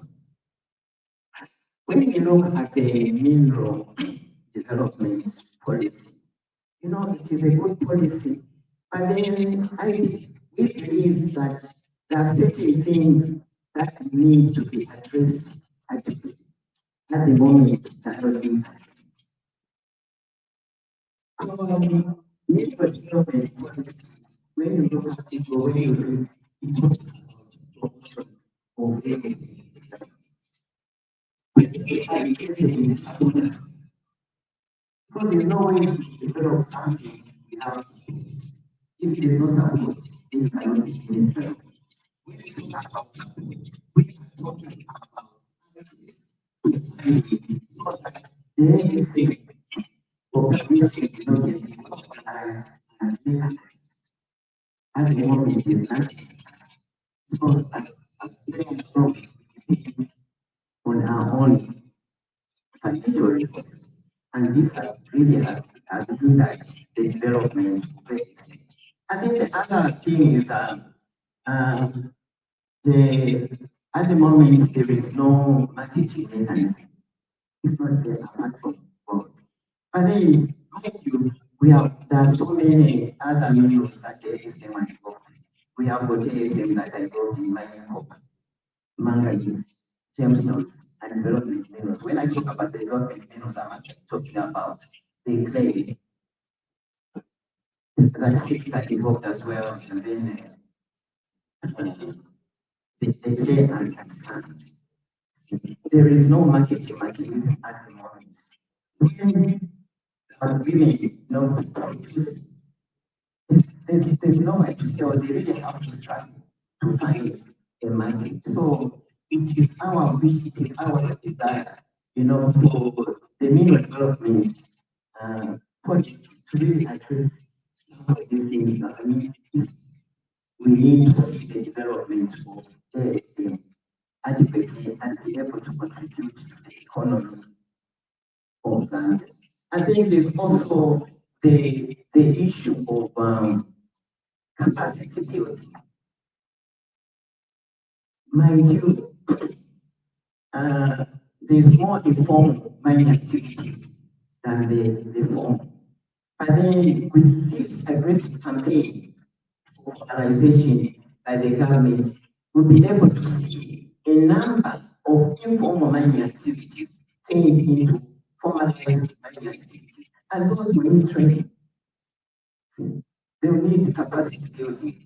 So we also appreciate that the government, to a certain extent, with the help from donors and other stakeholders, they have come up with some kind of initiative and programs to provide training like this, just the basic technical, skills and entrepreneurship skills, environmental skills, of course, and safety. But then that is just for a moment. But then we would rather see a situation where the government can have a continuous process of providing capacity to these ASN. Because I just want to give an example of Zimbabwe. Some time back, actually, I was in Zimbabwe in 1986. They have what they call the Shaba, training center for ASN. Once somebody is given a license, you have to undergo training, at that place, which includes both technical, entrepreneurship, environmental, and mining and safety. And the other thing also, I just want to give an example of Ghana. When I went to Ghana, we went to the university there. In Ghana, actually, they don't have the school of mining. Instead, they have the university of mining. And in that university of mining, even the ASM is included. They provide training, capacity building in their own local language. In Zambia, the training is given to the people that are able to speak English and it's done in the hotels. But we'd like to see a situation whereby the training is done right in the mining area. What I would call a roadshow, and in the local languages, so that especially the women, most of them who have not been to school, can really understand and eventually adopt this mining practices. Thank you.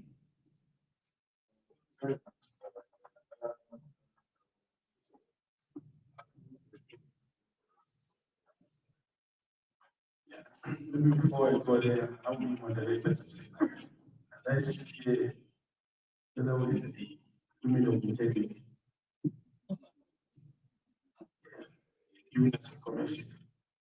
It is very embarrassing as a country to amongst the 10 poor countries in the world, in the midst of wealth. And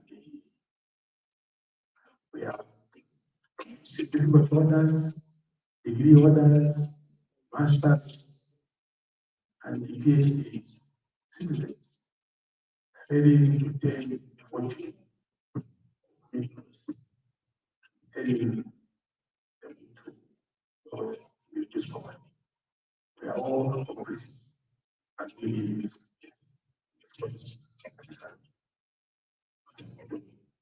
civil society organization and those who are educated in different places. That's talking how to extend. Mining started way back early 1920s. We have failed.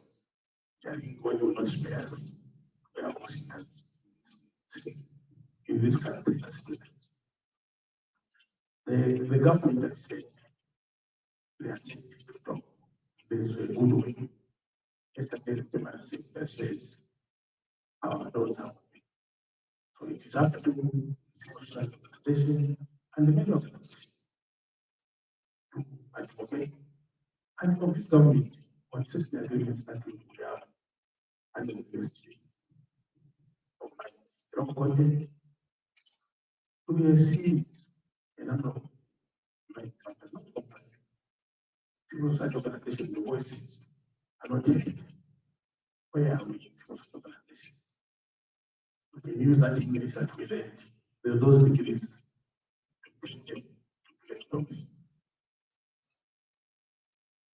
Many mining companies are feeling like the youth, the women,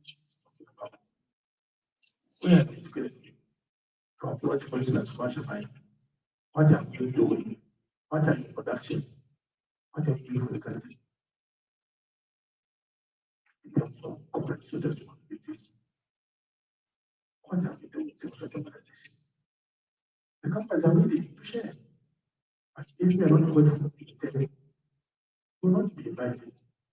So really, the challenge is that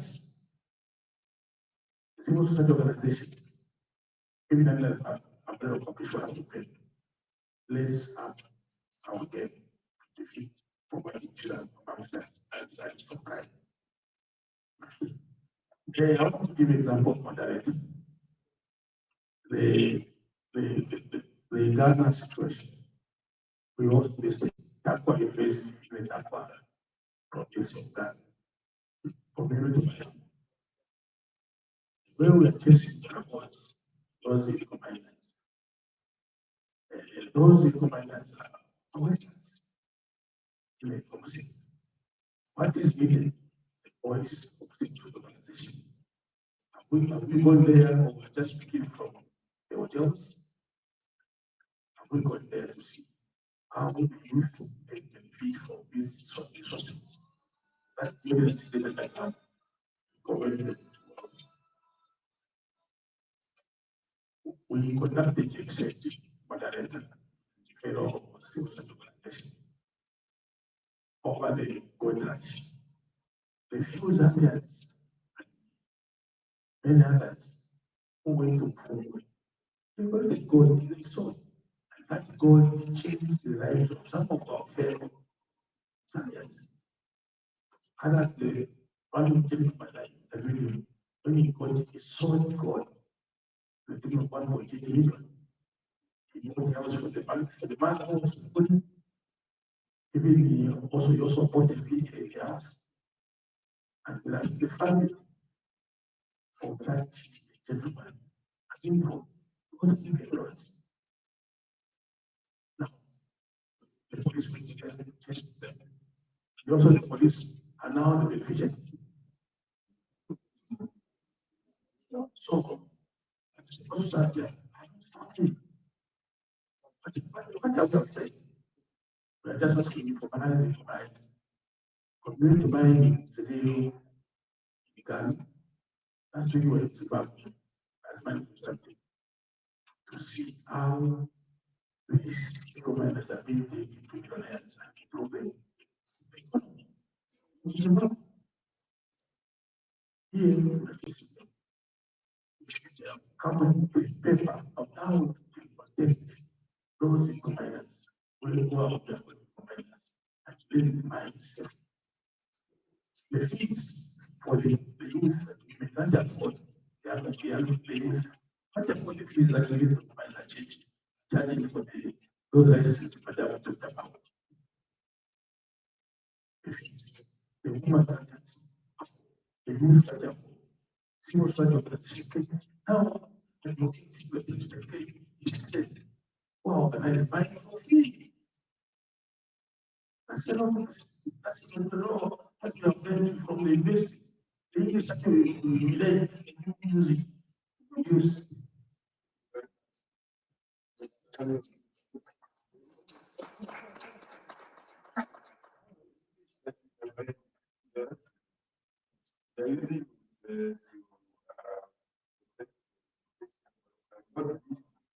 You know, the law, you know, the voice of the voice.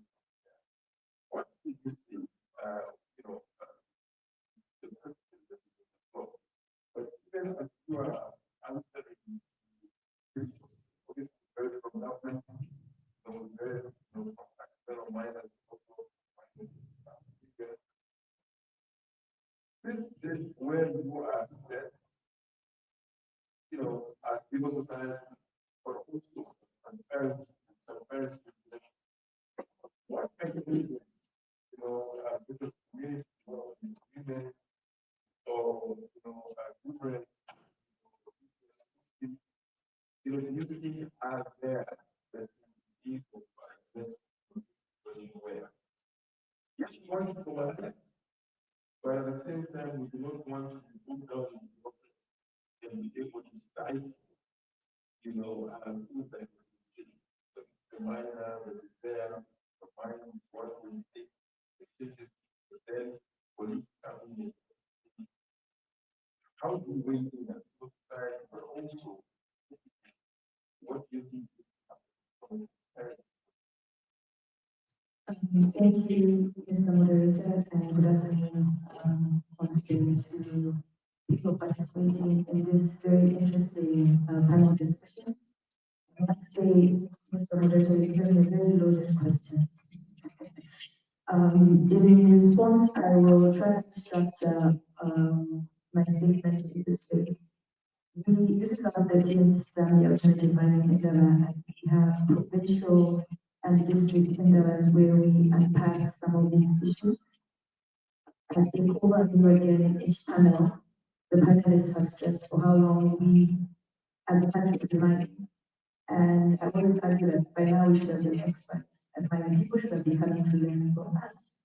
And so we find ourselves in this position, but also as the president of stated, we're one of the poorest countries in the world.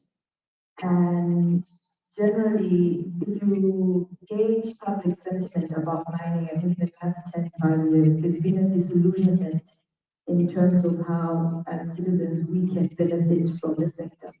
And I think this has driven some of the informal activities that we are seeing in the sector, but also citizens now saying, you know, Zambians can run this better, etc., etc. So all that is leading to say we have this huge poverty problem. People have real needs, and there's this sector which is the cash cow for the country. And that presents an opportunity, but also a very huge challenge because we are now at the stage where we should have been progressing, you know, slowly but incrementally, but now we are forced to kind of jumpstart development from our mining sector. So it is a very huge challenge, especially for the Ministry of Mines. I feel for them in terms of managing and ensuring that we are to the level of satisfaction as citizens with our sector. That being said, as Transparency International Zambia, in our mining work, our focus has been the decision around how licensing and contracts are negotiated and signed, because that is where it all begins. If at the licensing stage and the contracting stage you get it wrong, it's very difficult to come back at a low point and then demand accountability from a mining company. I'll give an example. For instance, if a mining company paid a bribe to get a mining license, it's very difficult for the community to then come back and say, you need to do A, B, C, D for us, because for them that accountability chain, the social license to operate has been broken already. At the licensing stage, as a Ministry of Mines noted, so there are a number of documents that miners or those seeking to invest in the mining sector, and I'll speak particularly to large-scale mining because I think they have the financial muscle to do that. They make several commitments: community development commitments, environmental commitments, labor commitments, skills development commitments. And it's those community commitments that come in handy when we have to demand accountability as communities with the support of civil society organizations where the community is seeing this imbalance of power. One of the challenges has been getting access to that information or agreement. As civil society, I know we always argue to say no corporate social responsibility or corporate social investment, as now it's being stated to be, is not compulsory. But in a sense, when you look at it, it kind of is. Because if a mining company or investor is saying, for me to open a safe mine, this is what I'm committing to the environment, and we know those are enforceable through the Environmental Act and ZEMA. This is what I'm committing in terms of skills development, employment. As civil society, our role should be to support the community to demand accountability for those. And so I think that if we are able to press for this disclosure of those accompanying documents, it's very easy then for civil society to perform its role and ensure that there is accountability in the process. The other thing that we need to explore as Zambia as a country, the Ministry of Mines, private sector, community, civil society, is whether we should have a standard way of how we develop these agreements between the mining company and the host communities. As Transparency International, we work in several communities, and I'm sure for civil society organizations who work in those communities, they will attest to that different communities do it differently. I'm not sure if that is the best way to do it. We should have some sort of prescribed agreement. I know there is now memorandum of understanding, there's the community trust, chiefs trust. We have so many templates applicable, and therefore, in a sense, becomes difficult to compare what's happening in community A to community B.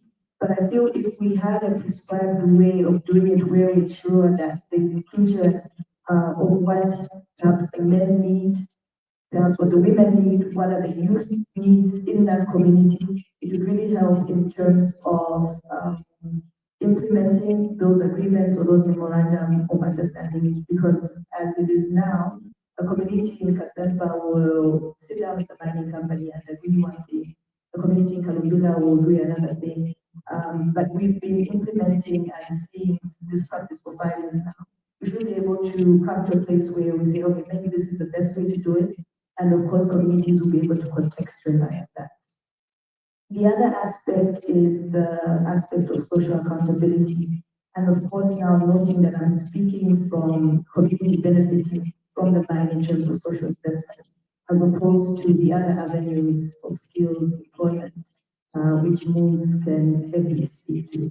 But in that light, I think that there is the role that civil society has played in trying to build the capacity of communities to demand accountability using various approaches, social accountability, one of them. The other thing that needs to be improved once we are able to get the information to demand accountability from the duty bearers, being the mine who's investing in that community as well as the ministry of mines or the government, when dialogue fails, is grievance redress mechanism. Again, in this, I find that every project or community prescribes its own, but essentially a grievance redress mechanism should be something that the community can access very easily and should be responsive. I feel that once we are able to deal with those disclosure of information in terms of what the company is investing in community A, what have they said they will do? And then if they don't do that, can we as civil society come in and teach social accountability to the community for them to demand for the commitments to be implemented? If that doesn't happen, what are the grievance redress mechanisms available to the community? And I think as simple as that at community level, it sounds simple, but of course, when you're dealing with people, it can get a bit complicated. If we're able to get that right and develop some sort of standard way to do it, we should be able to see movement in terms of this cry from communities where communities say we're not benefiting anything, the mine doesn't engage us, etc., etc. I do feel like as a country we should be moving past that point and be able to show our region to say this is how we're doing it in Zambia. This is working for us. Thank you.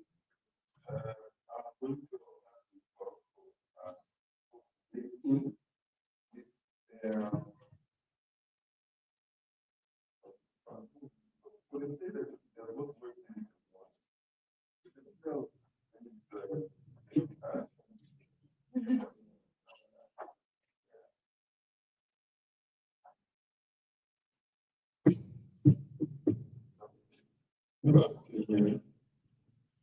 they usually say that technology is like opportunity. The always come out when visitors come. So technology will be working, but when you want to use it, then it's not working. So like I was saying, we are going to bring in customers to this discussion, but let me first go speak to Martin. This was a technology you want to have. You'll be given a There's something that Tamika states that's very important. How can we standardize the way we, as mining companies, want to present, yeah, the way we engage with the community. It seems as if it depends. One community differs with another community, and so it's standard. So what I heard as coming here, and as we were talking about the video that was shown there, that you were saying that your company is actually in the process of investing even more, in you're implementing something like 5 billion, US dollars more to put, the break. And for me, it's what I can say, to the investment community, no, because that's what we're doing. And if you don't do it, how can you be held, accountable? But beyond that, and because here we're talking about how mining is so formal, and informal mining is kind of like being frowned upon. The question therefore is, seated where you are seated, and of course using the value of the form of China, maybe your company is willing to have a place, maybe Ghana, maybe Zimbabwe. What do you think are some of the innovative ways that you, women, the unions can actually be integrated into the system so that they benefit just as you form of companies?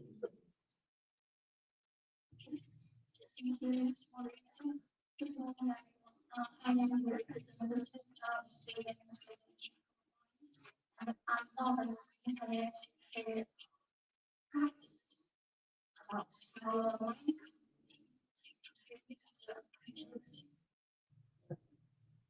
So, as a meeting choose, we have one schools, one the basic education for the trust school and another Zambia vocational college. As our families the challenges the women and the youth have faced, and our practice and this to focus on education and women myself, and I have a lot of thoughts about value Zambia women college when the woman needs to, and the women and the youth need to have our voices because we have to take part in life. We can be a politician, a teacher, a doctor, but the precondition for us to have our voice heard is that we have fit with the knowledge and the skills that we continue to invest in the knowledge, the investment for our college. And as we have seen, the mining is going through transformation. So the women, because less dependent on the pure labor, so women in patients with a lot of patients can take their place in the mining sector with the education, the skills, and the knowledge. That's our experience and practice. From the policy, for instance, I can share Chinese for the women and for the youth, especially for the youth just graduated from university or the college. They don't have the enough experiences to take positions from the bigger companies that our government has a very comprehensive rules. The incentive policy to encourage the enterprise to employ the youth and the women, not the penalty oriented, but the incentive oriented. That's our practice. Very much. Let me pivot to resources. So we read that in China, that the practical way of trying to integrate young people into the industry is to provide incentives, to making companies so then they will be able to integrate because just the graduate without experience is very difficult for them to actually, working there. So maybe the question to you is, added on to that, you know, inspired by that, what are some of the strategies that you know, practice during this design in order for us to promote, you know, global, and also the participation of people, particularly as we learn that these things are doable.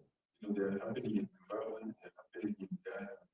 You know, what more can we do in Zambia to ensure that this global content strategy is not just something that's on paper, but it's something that comes in Thank you very much, moderator. Before I tackle that particular question, I'd like to respond to the comments from Madam Bonnie and also some from the Honorable President. I just want to mention that under the geological and minerals development bill, there's actually been is established now a department for artisanal small scale mining. This speaks to the restructuring that the Ministry of Mines has been undergoing. Firstly, the establishment of the Minerals Regulation Commission. This is something new, it was not there. And then the splitting of the Ministry of Mines into two departments. This is the artisanal and small scale mining department that I just mentioned, and also the Department of Mineral Investment Promotion and that's domain and mineral investment promotion. So this is a demonstration of how we understand the importance of the artisanal and small scale mining. Having recognized the information that has been going on there, and also knowing how the informal sector can, how important it is to the locals and how it can contribute to economic development. So this department is going to strictly look at the issues that she spoke about, the capacity building, because if you look at the part 4 and part 5 of the Geological and Minerals Development Act, it actually talks about the establishment of an artisanal small-scale fund. Okay, so I think this should interest her very much and excite her very much, because even use of those funds is outlined in the capacity building, provision of grants and loans. Although all of these things have to be, of course, put in a structured manner so that you have something revolving. Others benefit but still pay back, and so that it revolves like that for sustainability. Okay. And I think there was also mentioned about how the Ministry of Mines likes hotels and speaking English instead of going out there to meet the miners. I must mention, and I think we do a very bad job of PR as a ministry, because some of the good things that we're doing are not to the people. Right now, we have a team in Mofumwe that is out there. We've developed a training manual. They're out there meeting with the miners and training them on safe mining and on recognition of minerals, you know, all of these other aspects of the entire mineral value chain. How do you process, how do you do all of this? And they'll be there for 20 days out there, just starting with the miners there. I'm not sure if this is information that has filtered to the associations, but I hope that it has. This is the start, as is the marketing, provision of marketing centers for the gold that she mentioned. She did mention that we have put in place models to capture the gold trade. And she said there are other people that are in copper mining and all of these other minerals. Yes, we recognize that we started in the gold, the assurance that this is a starting point. We have to start somewhere. Okay. And gold being the high value mineral that it is, and considering all of the gold rushes that we've seen in that sector, we started with gold. It will be rolled out to the manganese, it will be rolled out to the other base metals. And I think there was a concern about the high fees yeah, license fees that are involved. Again, I'm not sure if there is a proper designation of what kind of fees we charge when it comes to licenses. Because if you have to get an artisan mining right, this is a mining right that is reserved just for Zambians. Okay? An artisan mining right costs 1,200. Quite. If you someone who just wants to try out the mining sector and see how trade goes on, we have a mineral trade permit that goes for 2,800 kwacha and is valid for 3 years. So for me, I understand that there could be challenges with the economy and whatnot.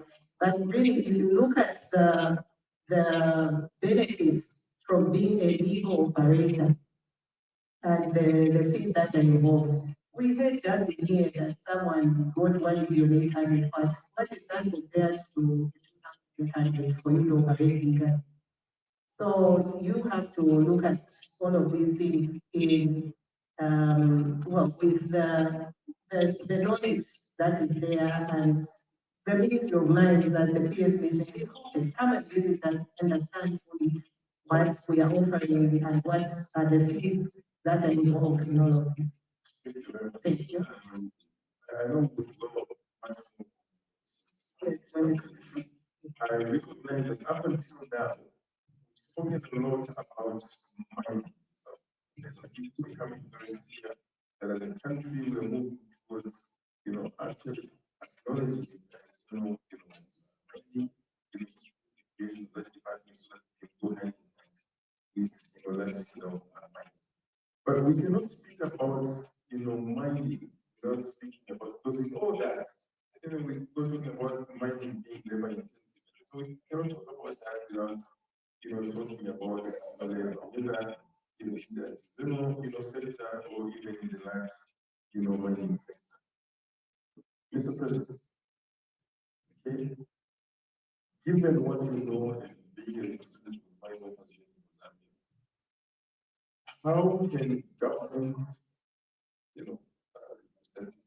goes again, and then also mining companies, one thing, ensure that the rights of, people working in the industry are protected through fair wages and safe working conditions, especially, given also the pictures that we see that come out from informal, mining, the kinds of schemes that we see, somebody shared and say, but why we allow such things? So in your opinion, what needs to happen in order to safeguard the rights, of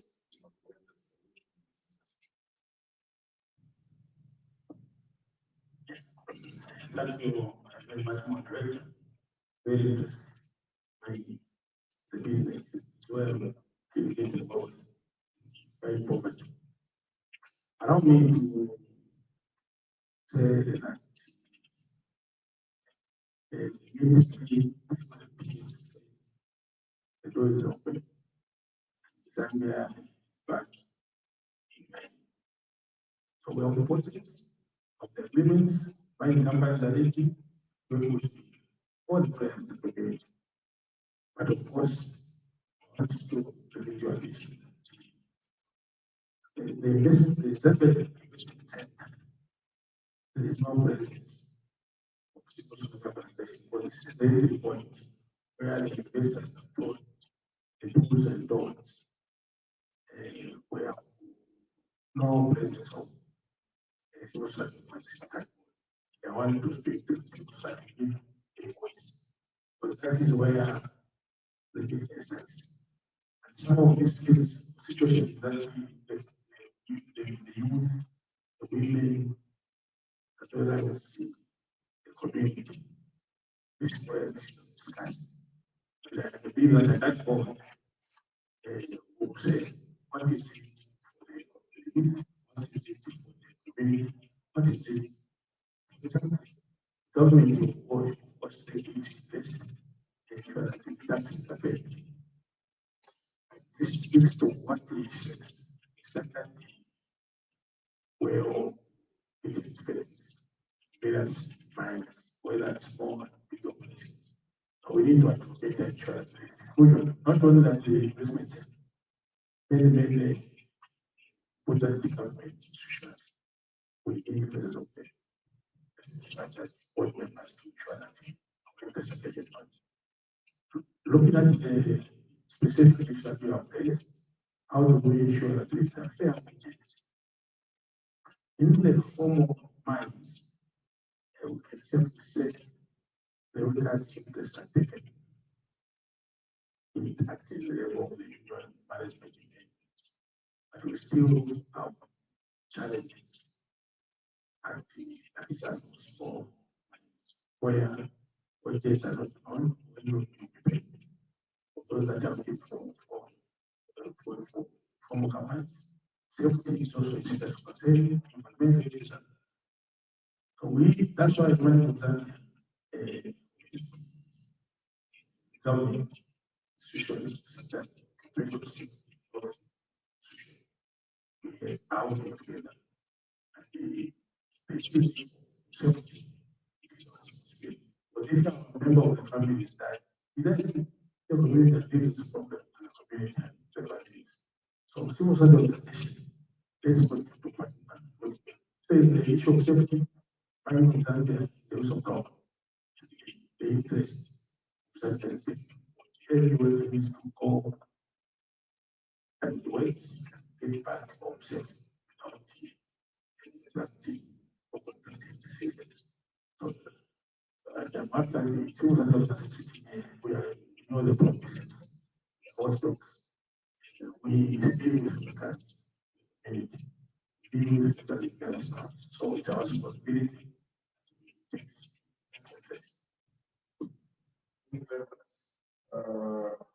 For now, the drone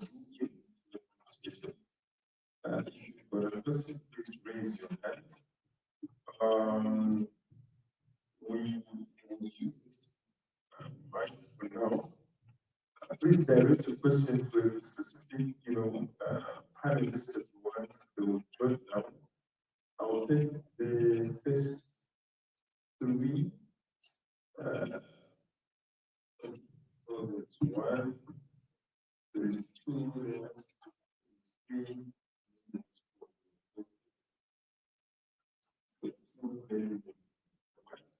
Yeah.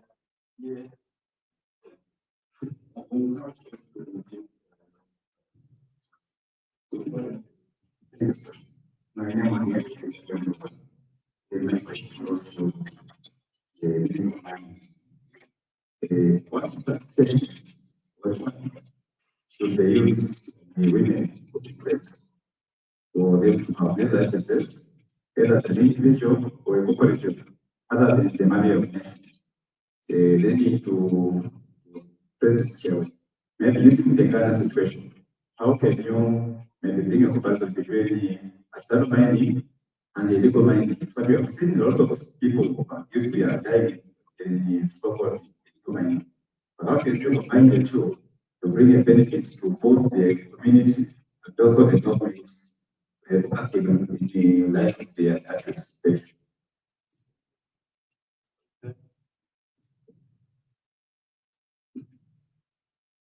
Thank you very much for respecting the also the advocates. Recently, the request goes to the Christian mind. I think I got the picture with the state of happy in this time, how the work is to the communities, because that's what it is. One of the things I want to really develop is the issue of illegal miners. How do we take away that challenge, because these are people that live in the community, and to some extent, they have an idea of how mineral resources in areas where they maybe don't have an idea of are found. How do we get to bring them on board to end poverty? Then secondly, the issue of the fees.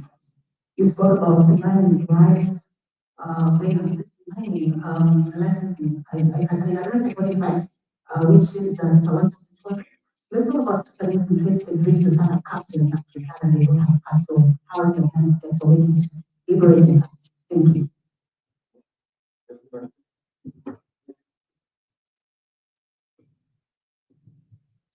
Thank you. Thanks for the another. So I want to speak to the Minister of Money. I want to understand, I was looking at where the police and women approaching legal violence, opportunity violence. What is the ministry doing to educate this policy? Because almost is totally using otherwise legal violence.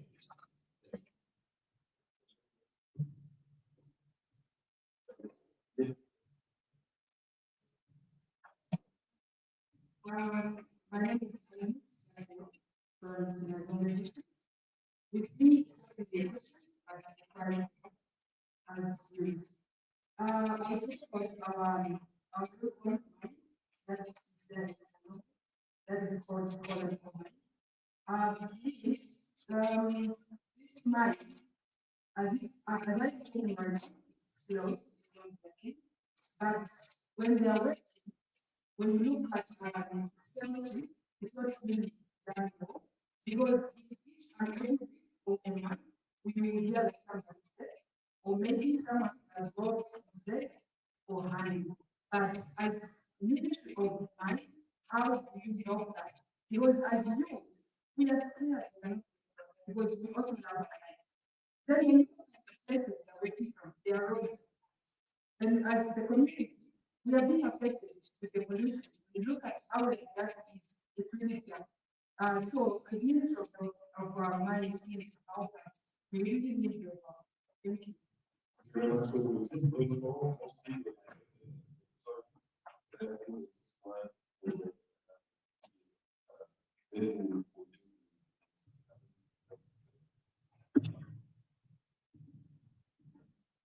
Moderator, thank you. Thank you for the questions. I hope I can remember all of them.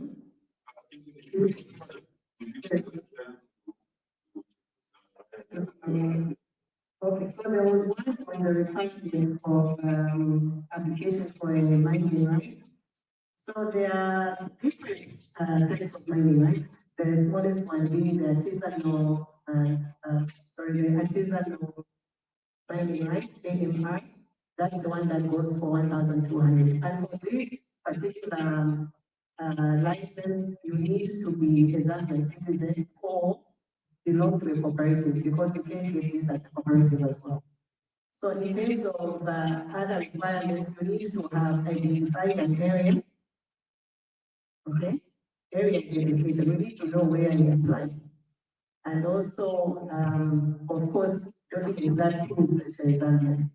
In terms of the application process itself, it's online. You can apply online. There is the mining cadastre portal.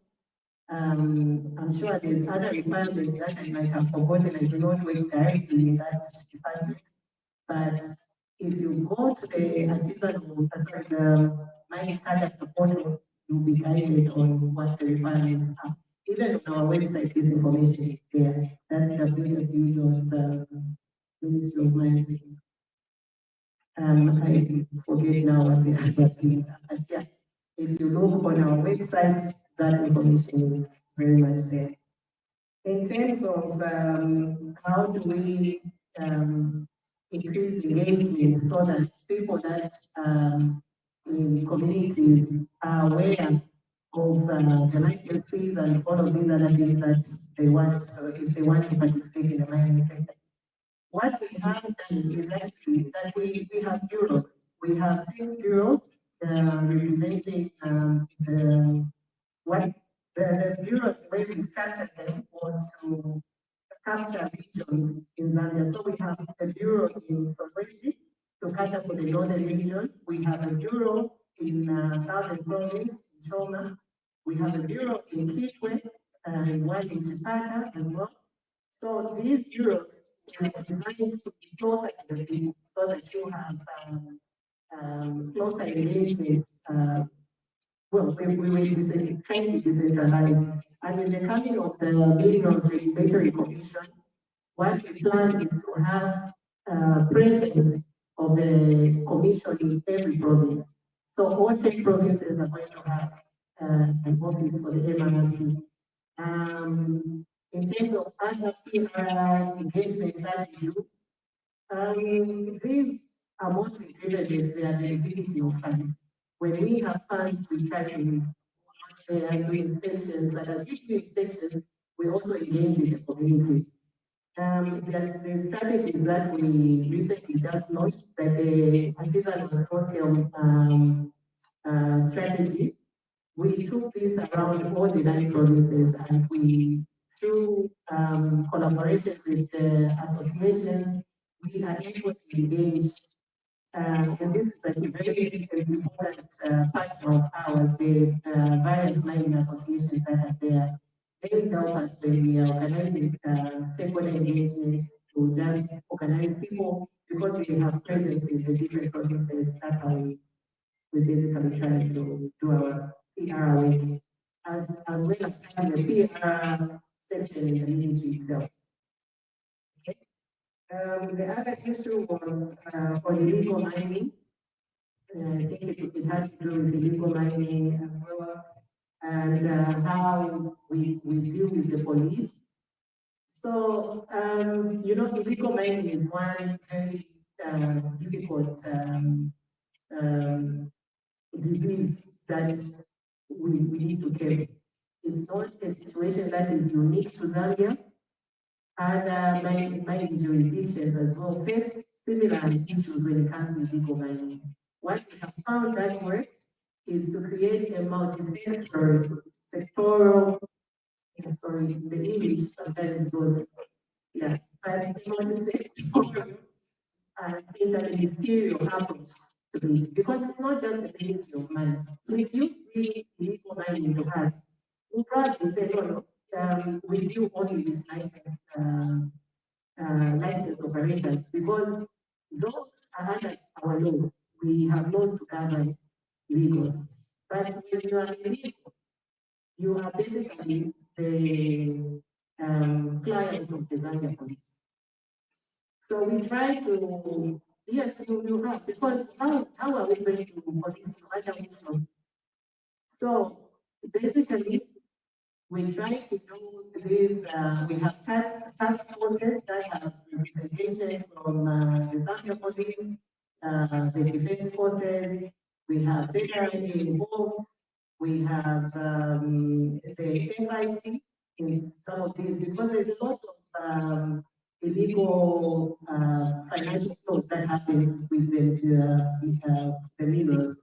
So all of these task forces are what we are trying to, is the approach that we are taking to curb illegal mining. Thank you.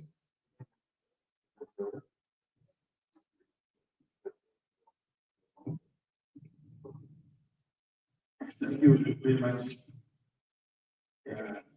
Let me allow me just to say the context that we are trying to observe with this. If you don't know, somebody has come and been with you for around 6 hours, 7 hours. How many years? Some of them under the 8 years, 10 years, thousands. You may think that is time. I'm going to get you all. Then they should be various established. How do you understand the voice that space? The Ghana situation, what can we learn from the Ghana situation? Very important, what would be the benefit? You will cope through the Ghana, the Ghanaian government decided the small scale industry in terms of oil production. They formalize the production. What is adapted when you identify God in anything, you just register with the bureau like the you just register as a community. Maybe a village man will register or anything. That's fine. What the government will provide is the mining personnel, if you is the mining engineer, if not the mining safety, the mental people, the safety people. The policies of the mining products, the mining ministry or the government officials, the mining officials, the professionals, they are paid from that resource. And then the minerals are shared, the costs are shared according to the people that are there. The village man will get, the chief will get the share, and those that are doing it to buy the most pay. It is a whole structure. It is very unusual when you change, then you get crimes with the police. Yes, government has recognized that these mining or to be supported by intended to call community mining. And the process, the government just said, depots, where to take the vehicles. Within the district, might give it a village, like the way we have F1 means separate depots.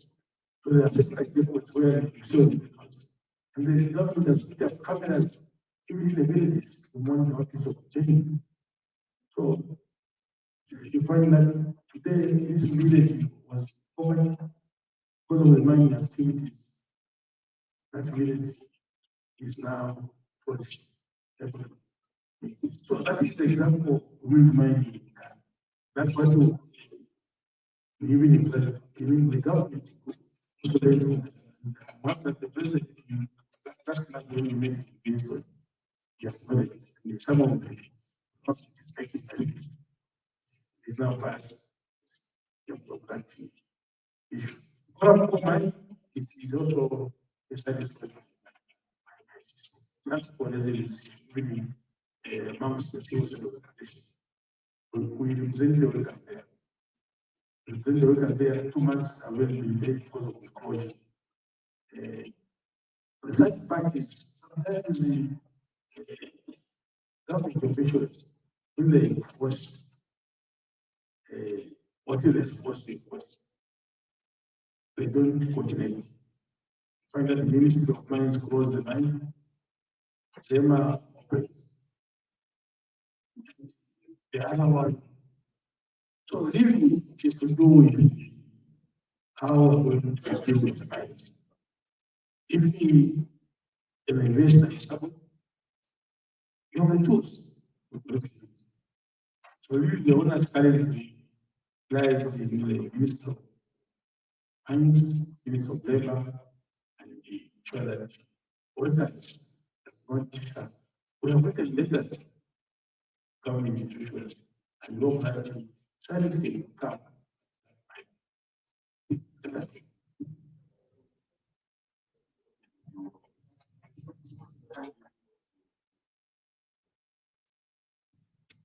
Yeah, I think in the interest of time, we're not going to take a lot of questions, but we will allow for an opportunity to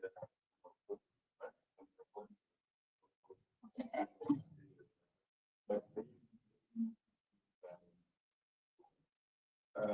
absolutely. What Thank you for your attention and thank you for our fellow panelists for the perspectives and the insights I get from you. And as a mining company, we will continue our investments in the education in Malaysia and the higher education. We hope our investments in education can benefit to all the groups, the youth, the women, and everyone. And I hope to see Zambia's mining industry grow stronger and more sustainable with the power to benefit all the industry. And I think that's what the inclusive government is meaning.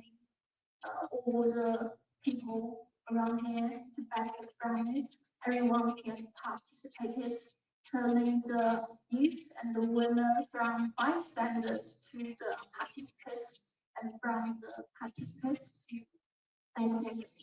Thank you.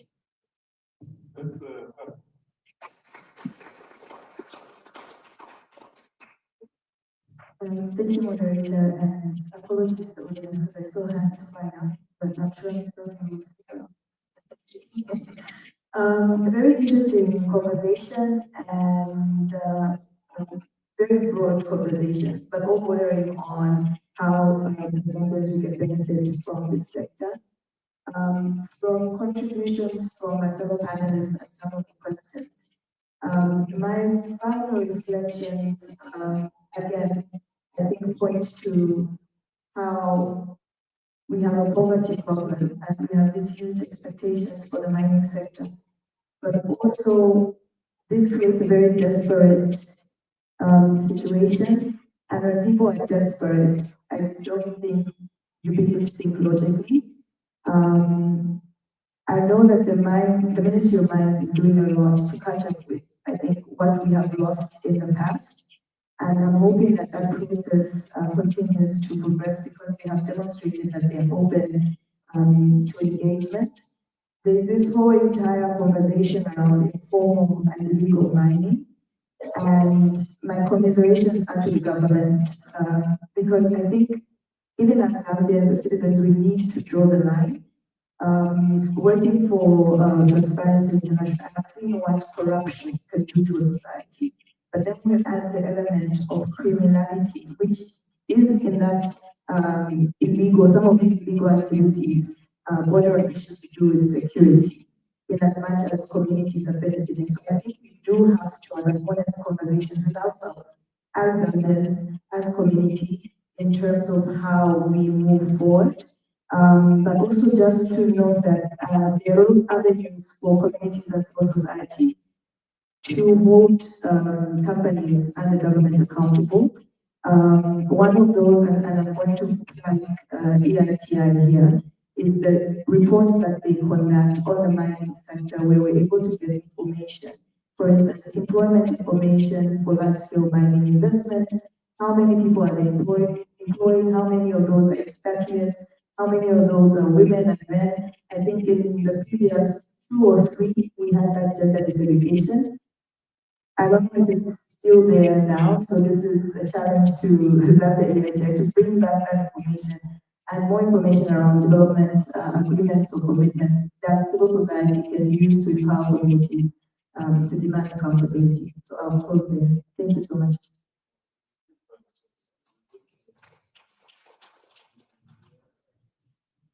What I wanted to add on is the issue of the illegal mining. But as key players, we don't call them illegal because when we call them illegal, it's like it's illegal. So the form is much better. But anyway, because we realize that the government has been struggling to ensure that there is effective formalization. So to ensure speedy formalization probably is to look at the issue of licensing. It was as mentioned that you can actually apply online. But then we're talking about the communities that are in the rural areas. And we're also talking about the challenges of communication there. So it makes it very, very difficult, especially for the women and the youth, to actually, do the digital application. And moreover, even our present digital application does not have a dashboard facility whereby somebody is able to trace the journey of the application. Whether they like it or not, they still have to go to Lusaka. So that is very, very difficult for the informal miners. I just want to give an example. We talked about Mafunga. I think that is the furthest place from Lusaka. Can you imagine you have discovered God in your garden? And then there is requirement for formalization so that your operations can be regulated. Should you leave, should you stop mining and travel all the way to Lusaka after you have increased your money to apply the digital, so that at least you can see can find out why there's 80 days of the approval of your license. So it would be better that if there can be an issue of with decentralizing, and as rightly mentioned that we have the deep mining bureaus that are everywhere. So because in other countries, I was in Kenya, and the Kenyans were saying that ASM license is done at the province, even at the district, despite having that digital application. So that's that one.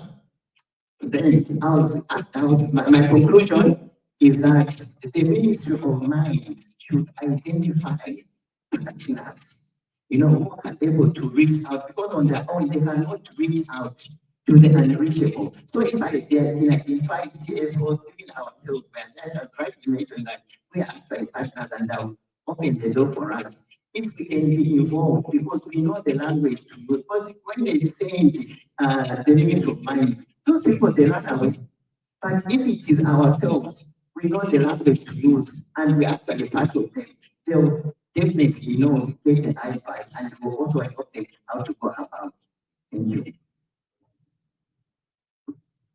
Just the latest system has been at the district level. District at level, like central line of the country, got the Minister of Rights. Even our but the millions all over the country have to be specific moderated. How can we benefit from the two sectors which are on the horizon? They need to small scale mines. They need to be standalone. Because that is where the country can think without it. They will have the budget, and they will be able to put it in the context of local and citizens. The way we want to large scale, that's why people fact. You collect, you get a separate budget. For the form, the form one, we have seen that most mines are outsourced. We see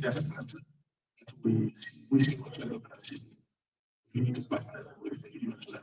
We can get party the jobs and those on social security for the bank. Most of the government are distance to employ direct employees. That is impacting people coming from the universities. They come to it under the government with poor conditions. It's a problem. We have given direct right. We need to support civil society organizations that are operating from various districts.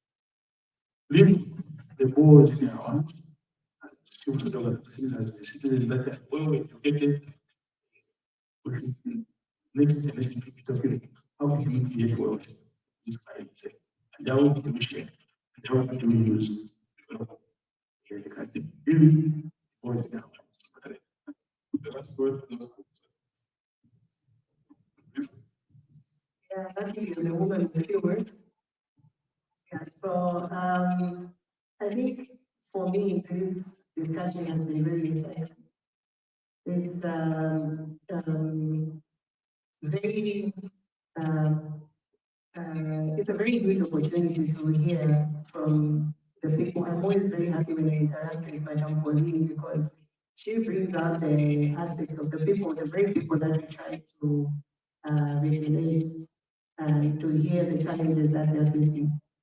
When we came up with the online platform, it was designed to be able to increase inclusion.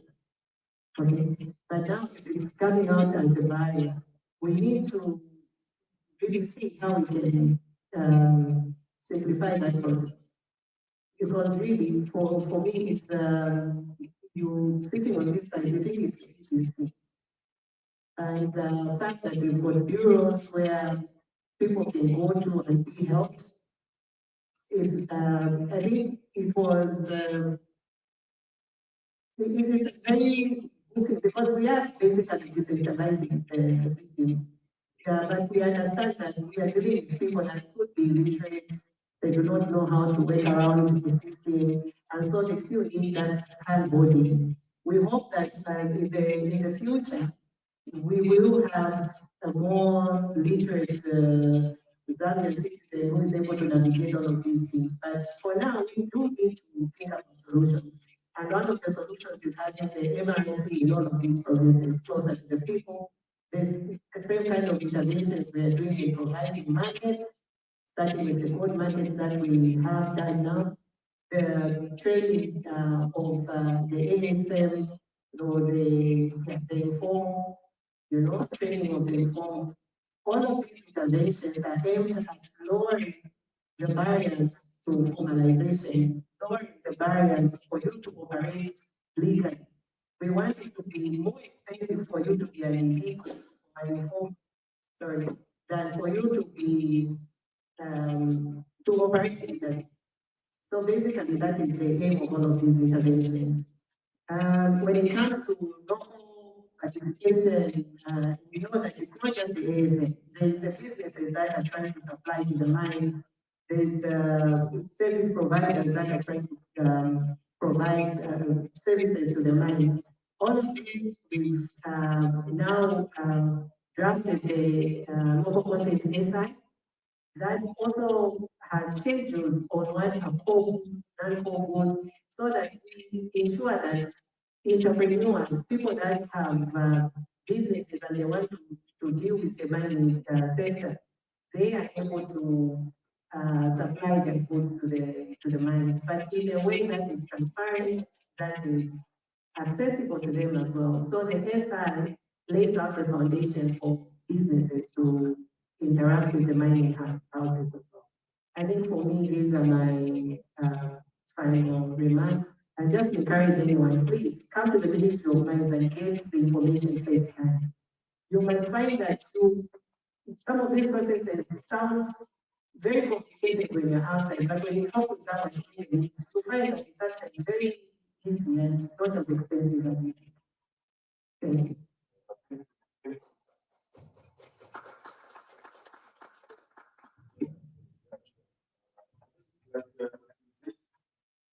This discussion is what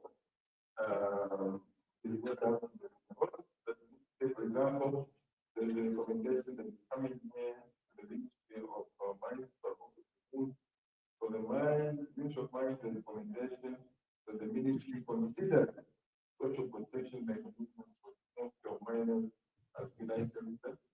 Then for moves, to consider for contractors who get delayed salary is mining companies like Silent Palmyra and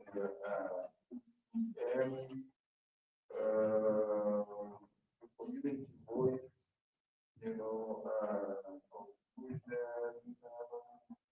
yeah. So basically, we can draft order, but the scholarship for us to understand that this session is but for a session within the broader, and some of the issues that we are not able to discuss here can still be discussed, in the plenary session. But as we conclude, these some insights that stood out. One, inclusivity is not optional, it's fundamental. And we are glad that the Ministry of Mines now is looking at mines formal, as something that needs to be, the attention that is required. And obviously, President always saying, not even a department, but we need a standalone, entity. But like Sabina said, it's like the government is trying to catch up on a lot of things that have not happened. And so we need to give them the benefit, secondly, that policy and practice must go hand in hand. I think that is somewhat,